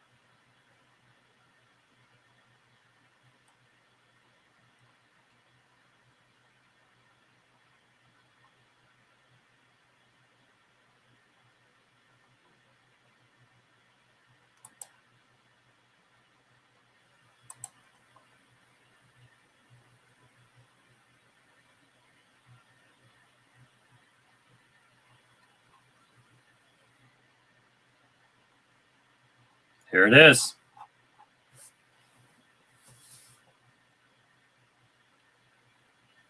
Mm!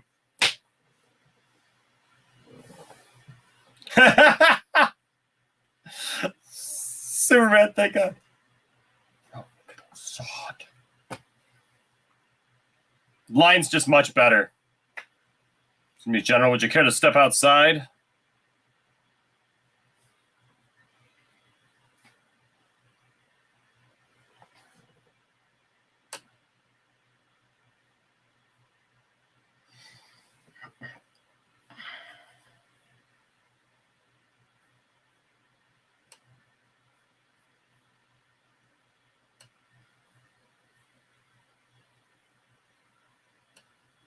Be right back, guys.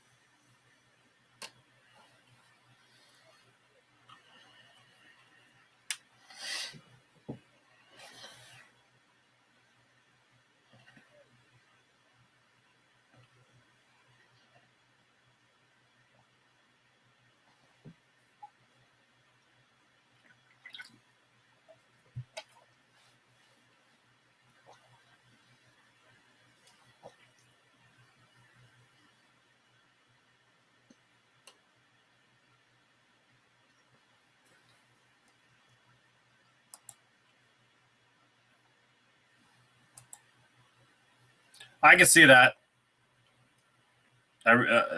Integrity says I really miss Superman punching Non here from Donner's Cut. It's the only punch Reeves throws.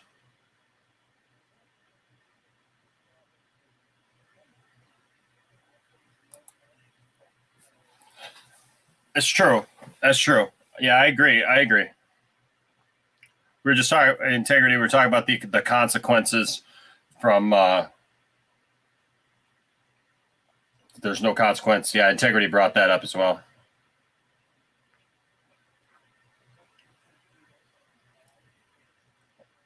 Oh, okay. Gotcha. I will say this. I mean, even though we don't see the punch, there's that. I mean, that's an implied punch.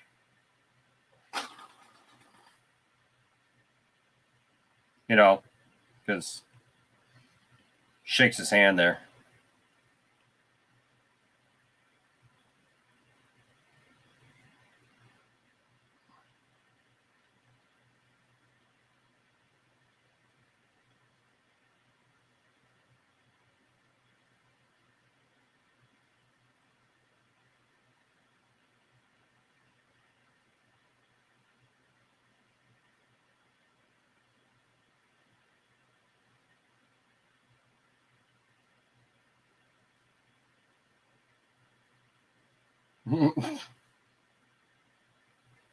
Looks like Rhea Perlman there in the car.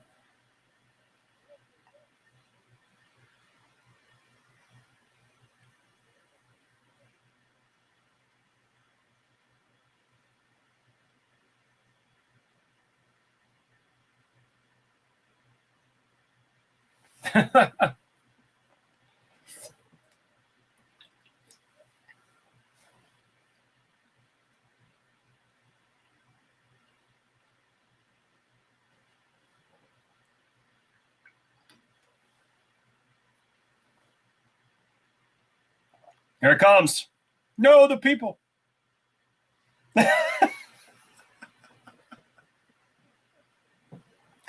No, don't do it. The people.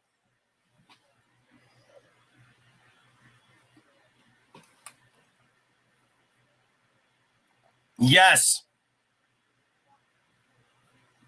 Yep.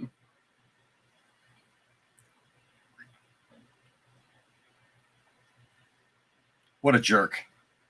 I hate this chick. The big one's just as strong as Superman.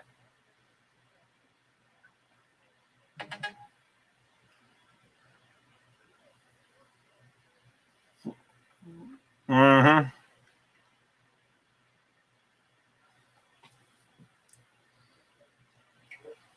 Hmm? No, I don't know.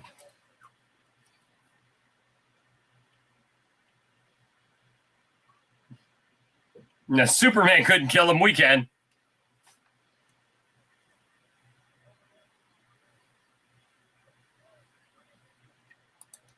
Yeah, integrity. I'll give you that too. Like just here in a second when Superman comes up, I like that scene where it shows him moving the thing and you see the S on his chest. That was good too.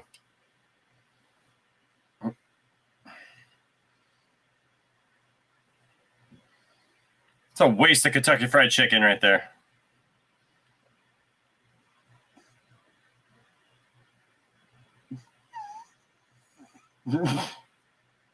Imagine trying to have a conversation on the phone during all that.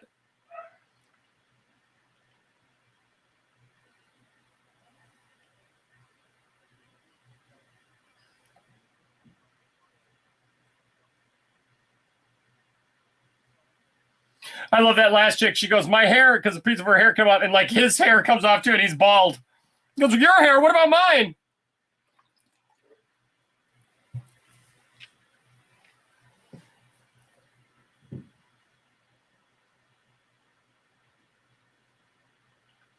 I don't know if I'd be laughing. Like, what?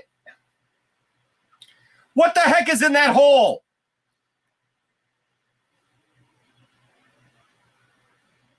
No, that was the dude on the phone laughing. He was laughing at whatever they were saying to him. I don't know. I don't know. But what the heck flammable substance was in that hole? There goes skating, you dude. There he is. You do suck.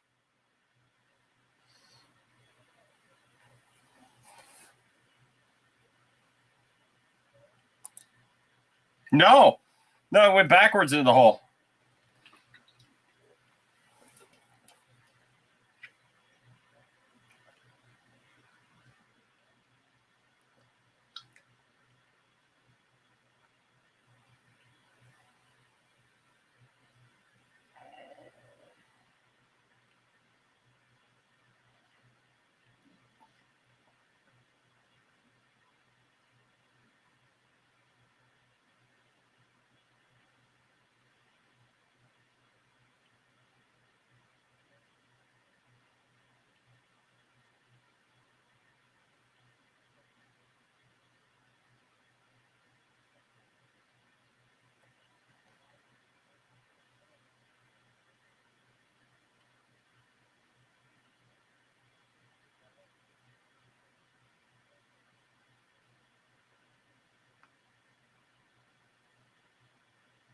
Well, too, it's like, I mean, they got drones.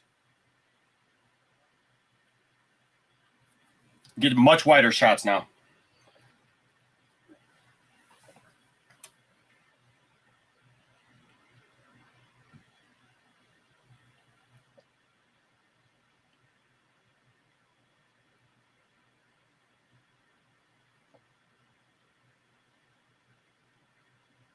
Jor-El has fled.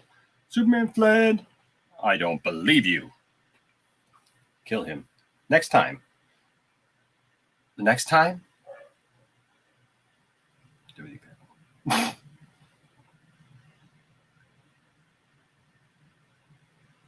Foul yield, kneel. No, I will kill you.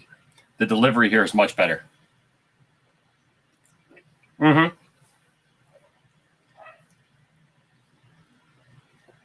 Yeah.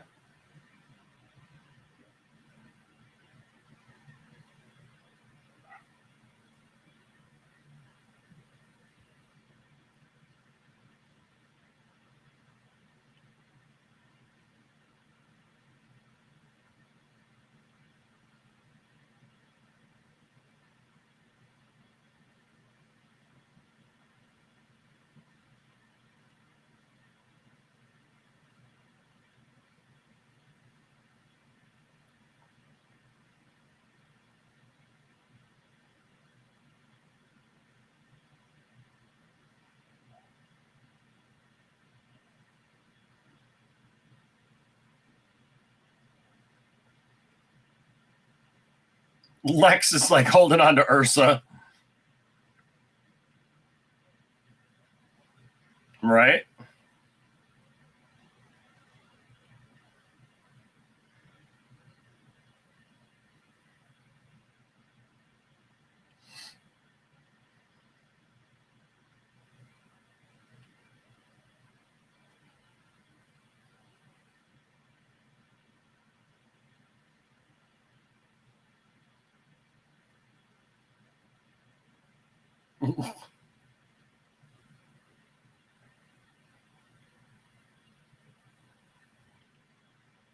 I love this.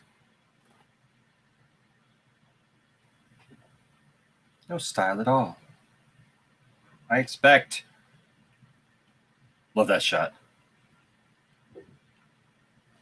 There it is. The heck is that, man?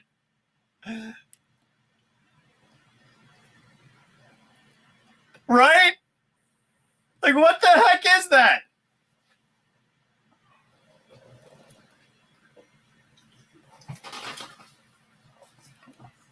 Right?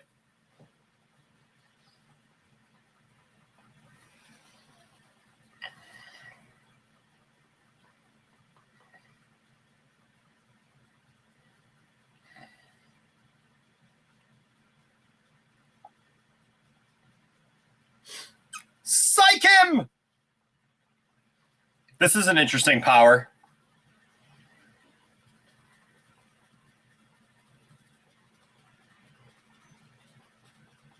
He tells him to psych him.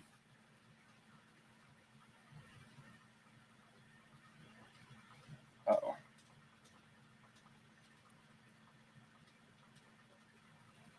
A little bit. Yeah.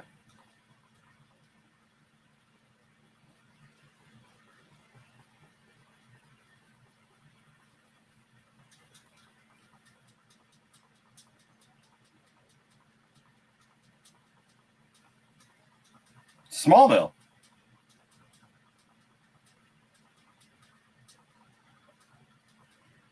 Lana, Pete, you know.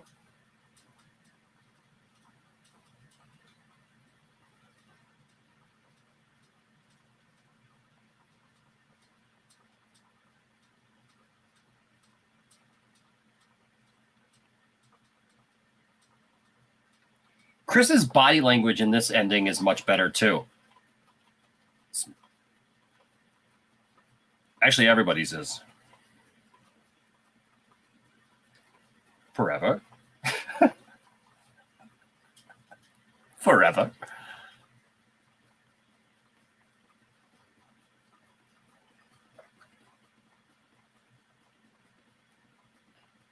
Me.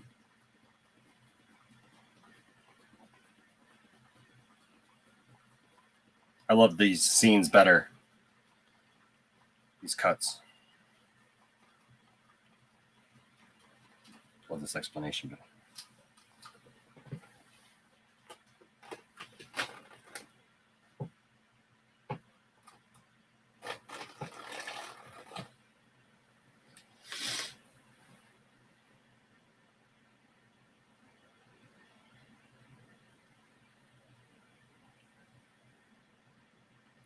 See?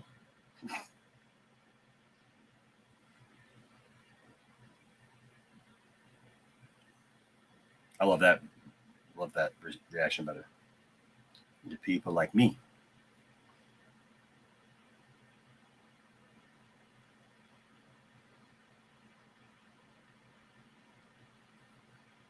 Ruler of Australia. Take the mission.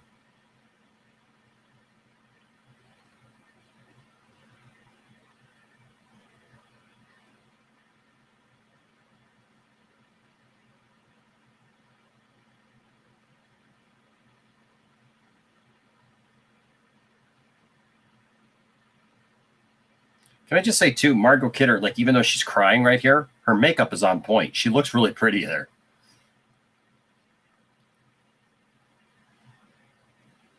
I mean, she's crying, but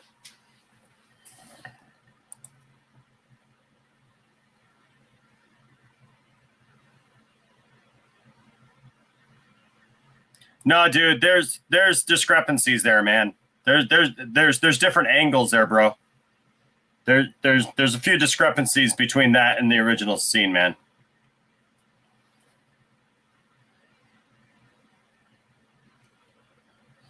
Bro, it just doesn't make sense.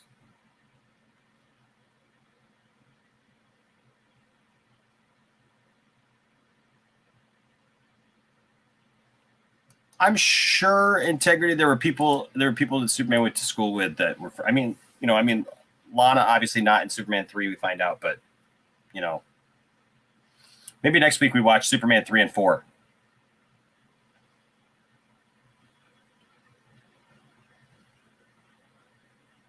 And you could tell that this is all new too because of the wig. The wig that Chris is wearing here fluctuates. It fluctuates, man. So there's some scenes that are added here by Lester. Because the wig goes from being streamlined to big to streamlined to big.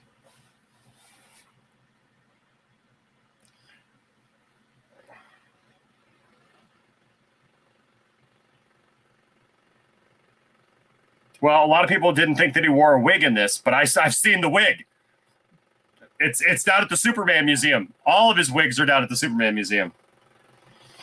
I've literally had Superman fans try to argue with me about that on that Facebook page, and I'm like, dude. And I'm sorry, no, they don't just fall to the bottom. I'm sorry, no. And if Donner, I'm sorry, but if Donner wants to tell me that that him being thrown into that. I love that right there. And there's the punch because she punched her before.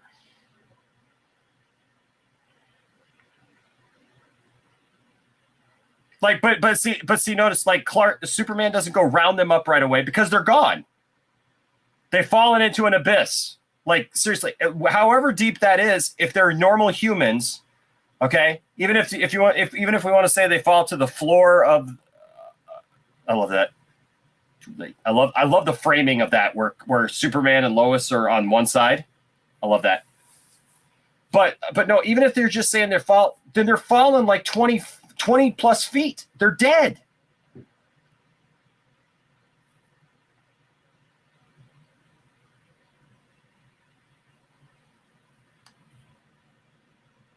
Yes.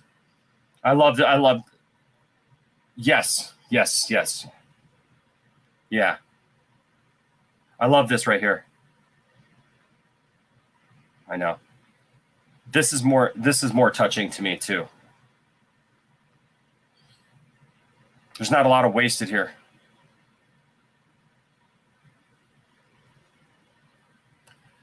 Dude, but integrity, how far is that floor? I'm just saying, dude. You fall from 15 feet straight on after being thrown into an ice shelf by Superman as a normal human. You got to remember, Zod doesn't have his powers anymore. It may not have been what Donner intended, but you know what? Then that shows me that like he's blind to like the thing with Batman, then where Batman can literally destroy somebody, and it's just like they're still alive. Because you take a fall 15 feet, you're dead. I'm just saying, right? I mean, like, let's just be honest. I love this part. I mean, the super kiss is funny, but.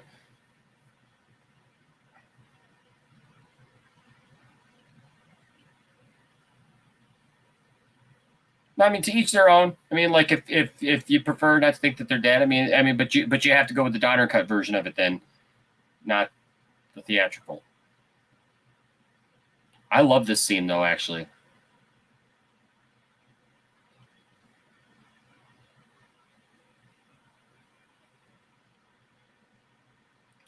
And he doesn't get away with it because he has to deal with the loss of this love that he could have and can't.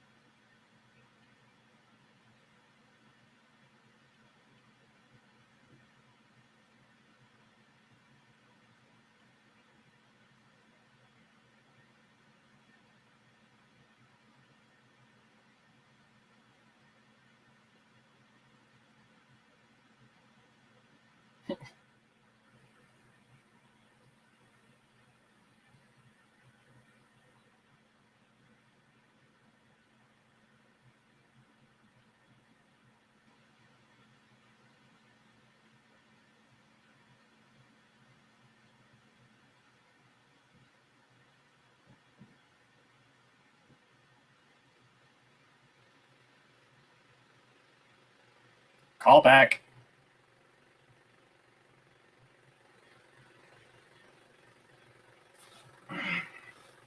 It's beautiful. So tender.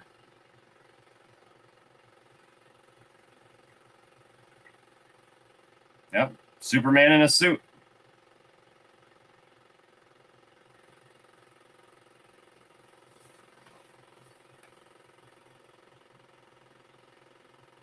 remember, at this point in the Donner cut, you just start seeing everything go backwards.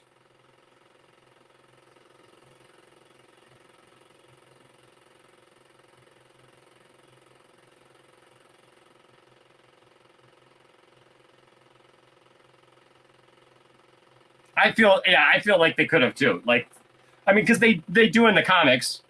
Yeah, I mean,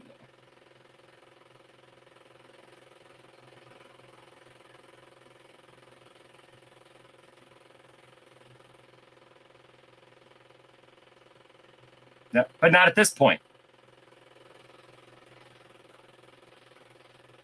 Yeah, late '80s, late '80s.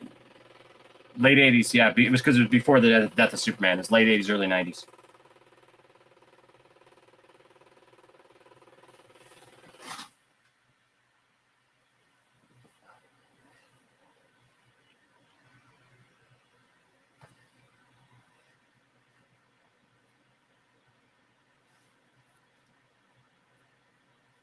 You do? Hamburger at 9 a.m.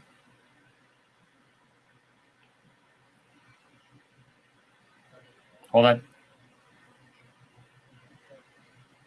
You can't tell me we're making a big deal about orange juice when they bring it up how many times here, TW? But they have all these supporting things, but never the setup. That doesn't make sense. I love it. She has what's going on in the world. Right. Now this makes sense.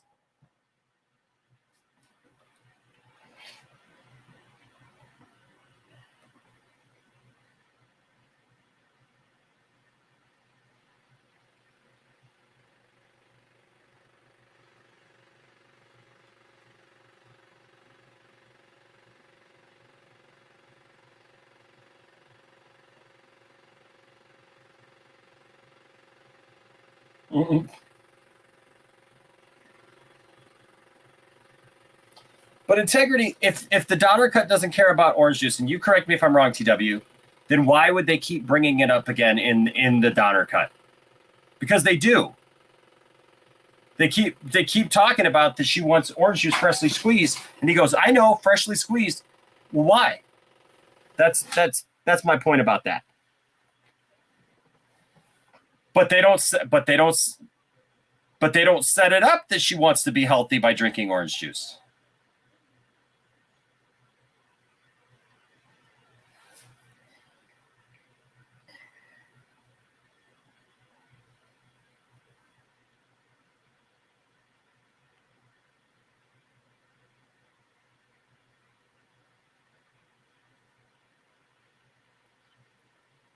Again, he should have lacerations in his back. Probably has a concussion.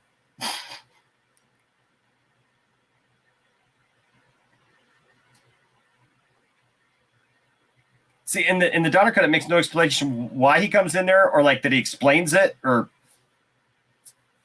any of that. And then I like this scene too. I really like this scene. Although he shouldn't be hanging on to that by the pole. This heavy thing.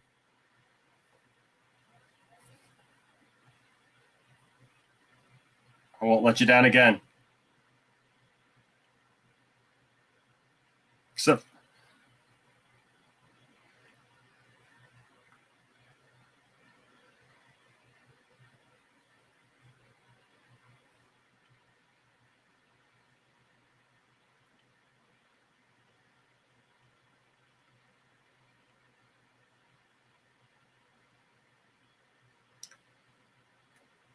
Superman 3, folks. So there you go.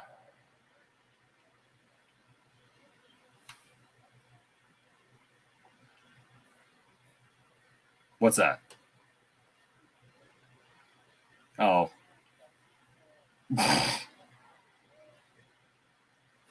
They're funny. They're funny. So there you go, folks. We watched both. I'm interested in hearing Unfortunately, Austin didn't join us. I know it. I integrity. I know, man. You love it. But let's see. He says I agree. They should have deleted scene of the OJ and the Donner cut. It just doesn't make sense to me. This has to be the ending. The flag is removed from the Donner cut because it's Donner's cut. If they were making the definitive cut, the White House flag scene would surely be there. Yeah, I like that in the end. No, I don't know of a storyline where America goes bad and Superman has to take them down.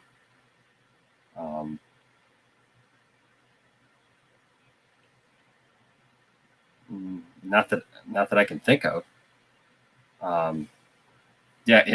Great tangent, right? It definitely has lacerations and a concussion.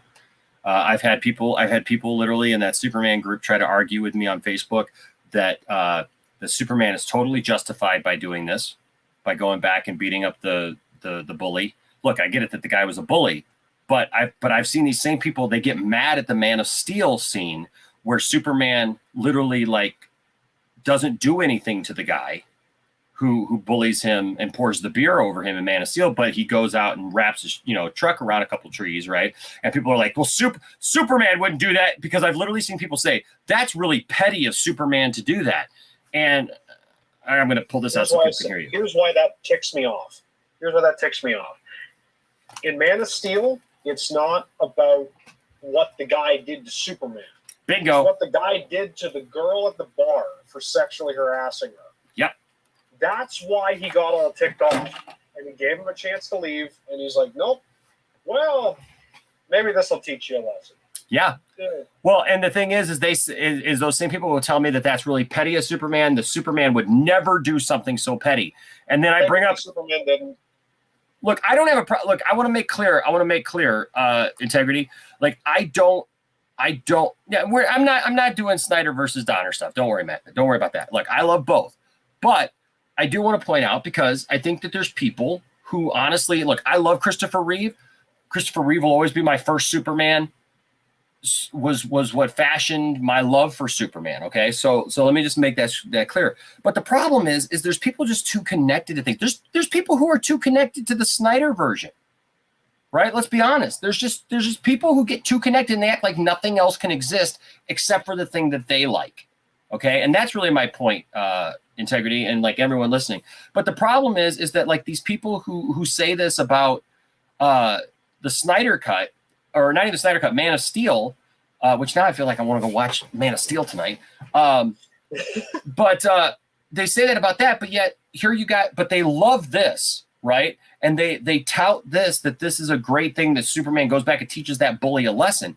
But really, what's Superman do in this movie? He takes Zod's powers, like this big thing. Like once he takes Zod's powers, once he goes in, like I get the trickery and the thing, the all that stuff, like beforehand, right? When he's got to get, him into when he's got to go into the thing to take their powers away outside. I get all that, but once their powers are gone, shouldn't he just step outside? Like if he's worried about Lois, I mean, because Lois, something could still happen to her. She's still in Ursa's clutches. There's still like, wouldn't Superman just step out and like round up those guys real quick with his super speed and just be like, hey, fooled you, right? Instead, he comes out and he does that whole theatrical thing of like kneeling before Zod and grabs his hand. And then he takes a man, then basically, no matter what you think of Zod and the atrocities that he did, he's still like, if you're going to keep him alive, which I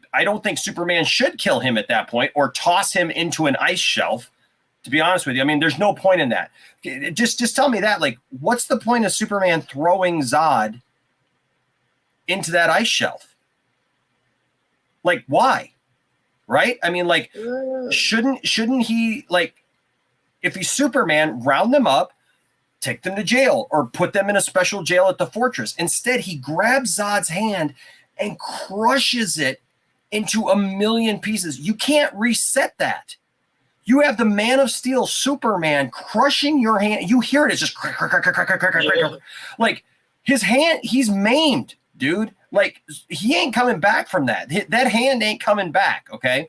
And then picks him up for no reason other than he wants to throw him into something and throws him across into there. I mean, like, even if the dude lives, Zod is in a bad way, okay? So there's that. That's really petty. To me, that's vindictive, but I love it. I mean, look, I'm not saying it's bad, right? I'm not saying it's bad. Trust me. All I'm saying is like it works for the movie. Yes, it works for the movie, and I've never been mad about it. I've never been mad about it at all. But then at the end there, he goes into the diner there, and he finds another guy who has absolutely no powers. He's just a dude who beat him up. But the only reason Clark goes after him is because he got showed up and beat up when he was a human, when he didn't have powers. And he goes in. And again, that guy punches his stomach, breaks his hand, picks him up, and we just saw it. He should have lacerations, at least a concussion, like messes that dude up, right? My point is that, look, Superman's a dude. You know, like, he doesn't always think straight with stuff, because that is something that is a weird scene. But I don't hate it, and I don't think that any of us should just hate on other people's thing that they enjoy. You know what I mean? Yeah. Like, just to hate on it. Like, and I think that it's nitpicking to look at this at Man of Steel and go like, oh, my Superman would never wrap that guy's truck around. No, your Superman would go in and literally beat the crap out of some guy, and then also like beat the crap out of Zod, right? So I mean, I love those scenes too. I love all those scenes, man. Yeah, integrity. I love them all, man. I don't have a problem with any of them. I just think it's really interesting how Superman fans will dismiss something else because of the thing that they love. That's all. That's really my only point about that. Yeah. Somebody sent me something here. Hold on a second. Dame Dallas said he sent me something. Hold on a second here. Dame Dollar. That reminds me of back in the day. I used to when I worked at Kinko's, we used to have a guy come in, and he was called Dollar Dave. Oh, this is interesting. Dollar Dave. Oh, wow. Two dark sides under the same roof. Ray Porter met Tony Todd. Where was Tony Todd? Where was he as Darkseid? He did the voice. Oh gosh, what did he do the voice on? You'll look it up. Yeah, look it up real quick. I can't think where it was from.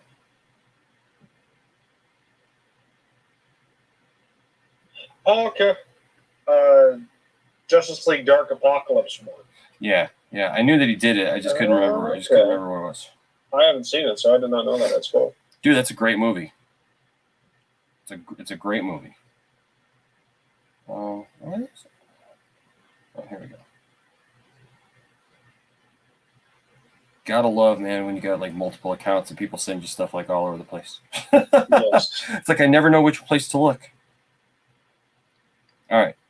But yeah, so now we've watched both movies. Because he would give you $1. No, he was like a promoter. Like he did like a bunch of he had like a club. I'm not sure I understand. Well, you don't need to, Siri. Jeez.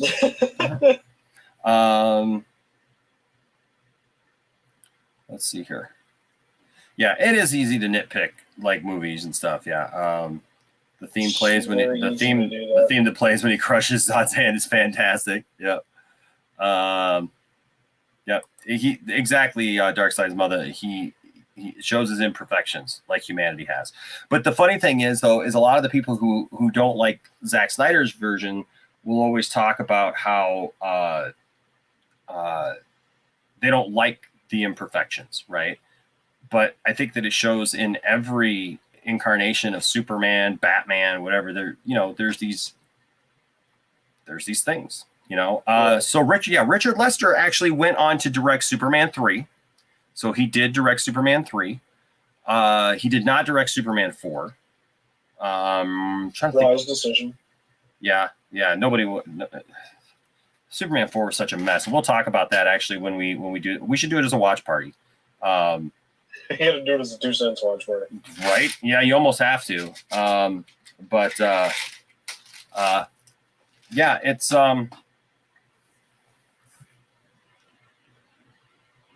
yeah, I know. Integrity says of course Superman could walk outside and say, "Gotcha, you all lost your powers. It's just not as cool." So they've never seen a film, without a major plot hole that would have ended the film prematurely. Why didn't Batman just do this, or why didn't Superman just do that? Yeah. Let's see. Yeah, Jimmy, I'm with you. I like knowing the Superman isn't perfect. I'm right there with you guys. So one thing that I would encourage you guys to watch is the Superboy series. Actually, Superboy series is a lot of fun. If you ever get a chance to watch that, all those episodes are actually here on YouTube. And I think did they put season 1 on HBO Max? You're asking the wrong guy. I can't remember if they did or not. So, TW, we watched both movies. Yeah. Austin is not here to answer the question. I posed the question earlier, and that's why we watched both movies. Now, having watched both back to back, your unbiased opinion, and I love the fact because I feel like you're level-headed and you're unbiased, and I feel like you look at it in a decent way. Which, if you have to make a decision out of both of them, I know that there's going to be things probably in both that you really like back and forth, but which do you think makes more sense as a film? Like which one would you say is a better film? If we're talking about narrative structure, I honestly think, personally, I think the theatrical cut is much more coherent to me. It has less sort of like continuity issues and whatnot. Because the main issue with the Donner cut is the fact that it is the sequel to another movie that never came out. Because it has an ending that was part of the first Superman movie when it should have been part of the second Superman movie, and Donner never got to go back and cut, and now he's gone, never got to go back and recut Superman 1 the way he wanted. So it's a little bit inconsistent in that sense, and I think that's why the recap has to exist the way it exists, because you need it narratively, because you're going off effectively a movie that sort of doesn't exist. Mm-hmm.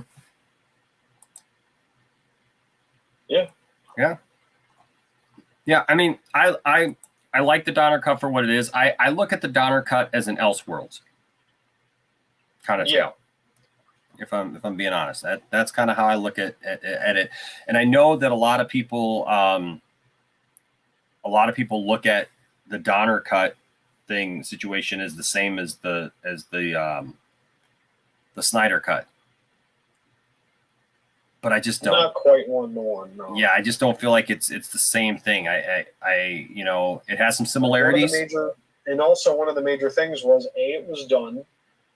B, there was much more overlap between the theatrical of Superman 2 and the Snyder cut than there was between Justice League, or Superman 2 and the Donner cut between the Snyder cut and Justice League.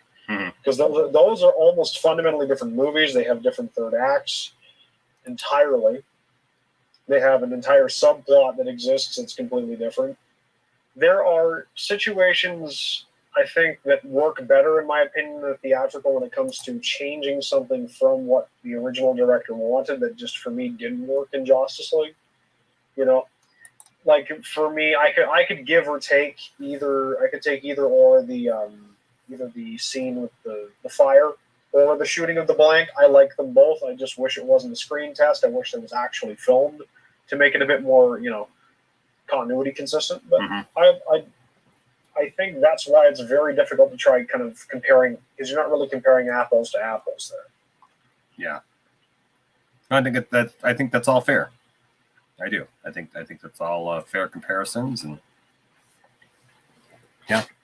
So it is interesting. Oops. I'm sorry. Okay. Oh, hey.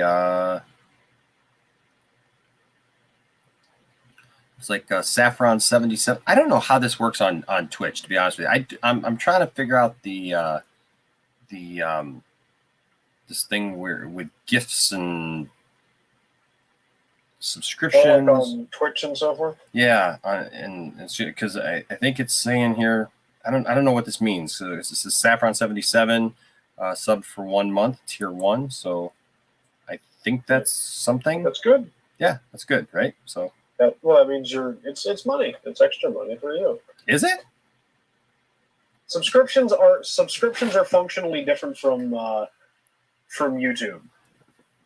Oh.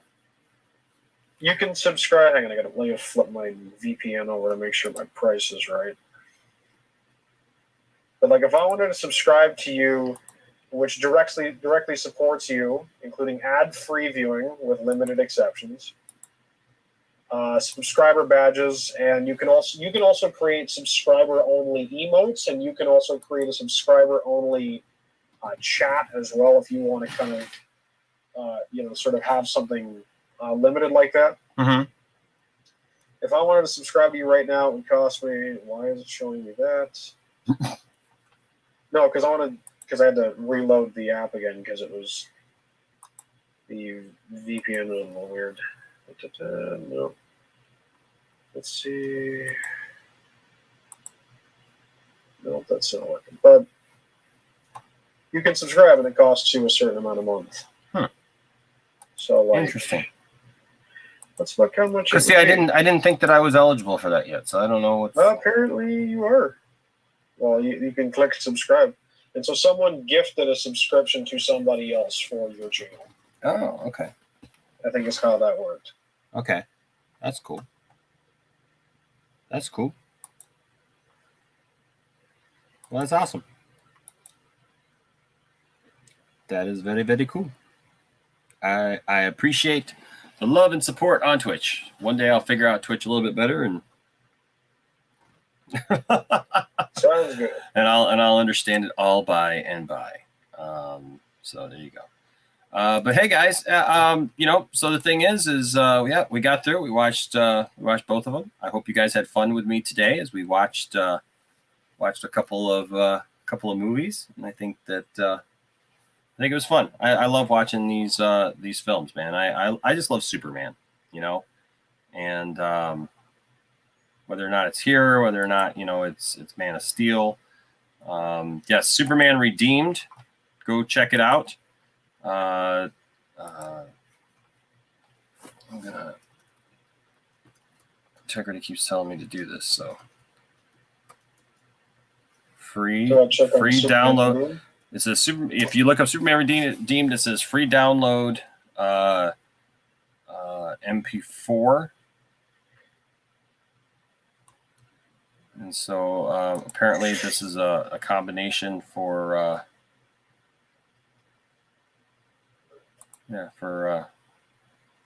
these films. And so you can download it's the two stories of Superman 3 and 4 have been edited together into one trimmed and improved tale. Most of what both films cringeworthy has been removed. The two stories have been edited together into one tale that tells of Clark's return to Smallville, a nuclear crisis that jumpstarts the arms race, Superman trying to disarm the world, and Luthor's scheme to destroy Superman. Interesting. That is interesting.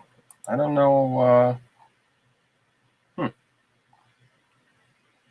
That's very interesting. But hey, guys, we will resume back here in a little while. I'll be back tonight with another stream tonight. Got some. There's actually some news and some fun stuff to talk about. So come back tonight for another video. But this is how we spent our Saturday today. So so that's Superman Redeemed. So guys, check out Superman Redeemed. Integrity vouches for it, says it's really awesome.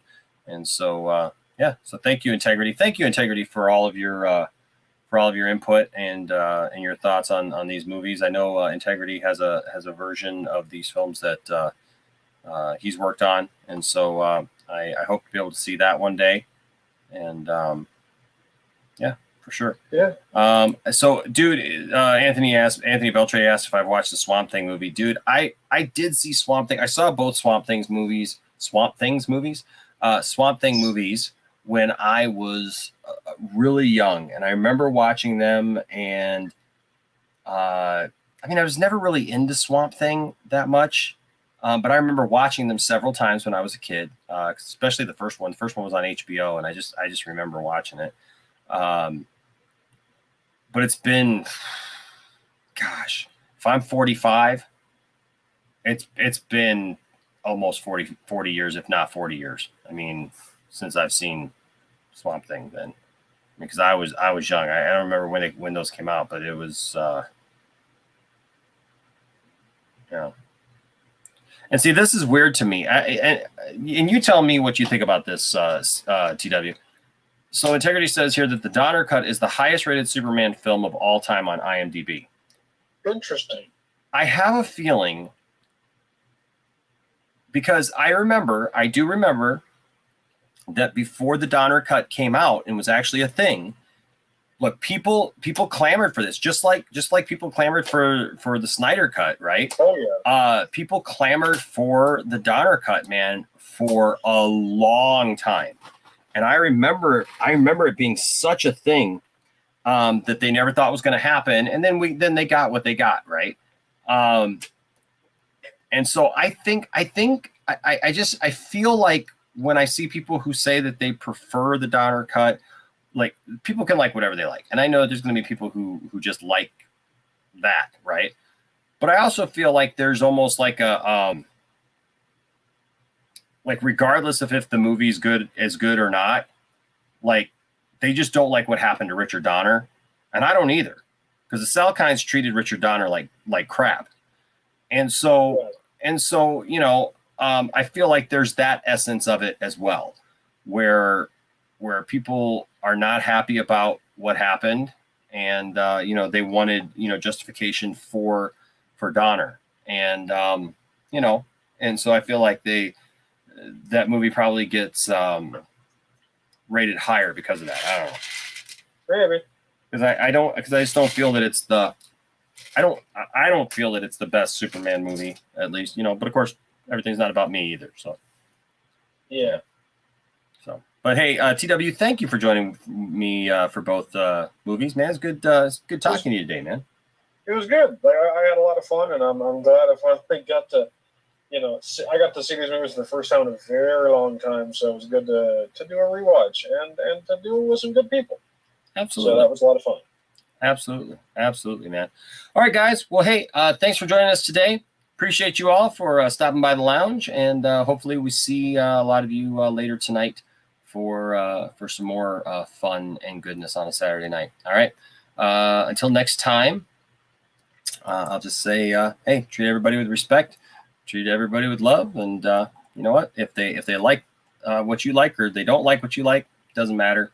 Just treat everybody with respect, and if you do that, there'll be a place for you here in the Poindexter Lounge where we can watch all the versions of all of the Superman movies that we want, because there's a lot of them out there. So if you would, please, before you leave today, please give this video a thumbs up, give it a like, and also consider becoming a member or a patron of the channel, or at least, hey, subscribing, you know, and making sure you're still subscribed. And as I said earlier today, if for some reason you have ever been unsubscribed from this channel by YouTube, please reach out to me and let me know. I'm putting together a case for this. I actually talked to YouTube earlier today, had a conversation with them, and they want me to put together who has been unsubscribed. They actually acknowledged that they were taking subscribers away. So please let me know. All right, guys. Thank you guys for being here, and we shall see you later. I will play the outro for YouTube, and I'll just cancel the Twitch one. So we'll see you guys later.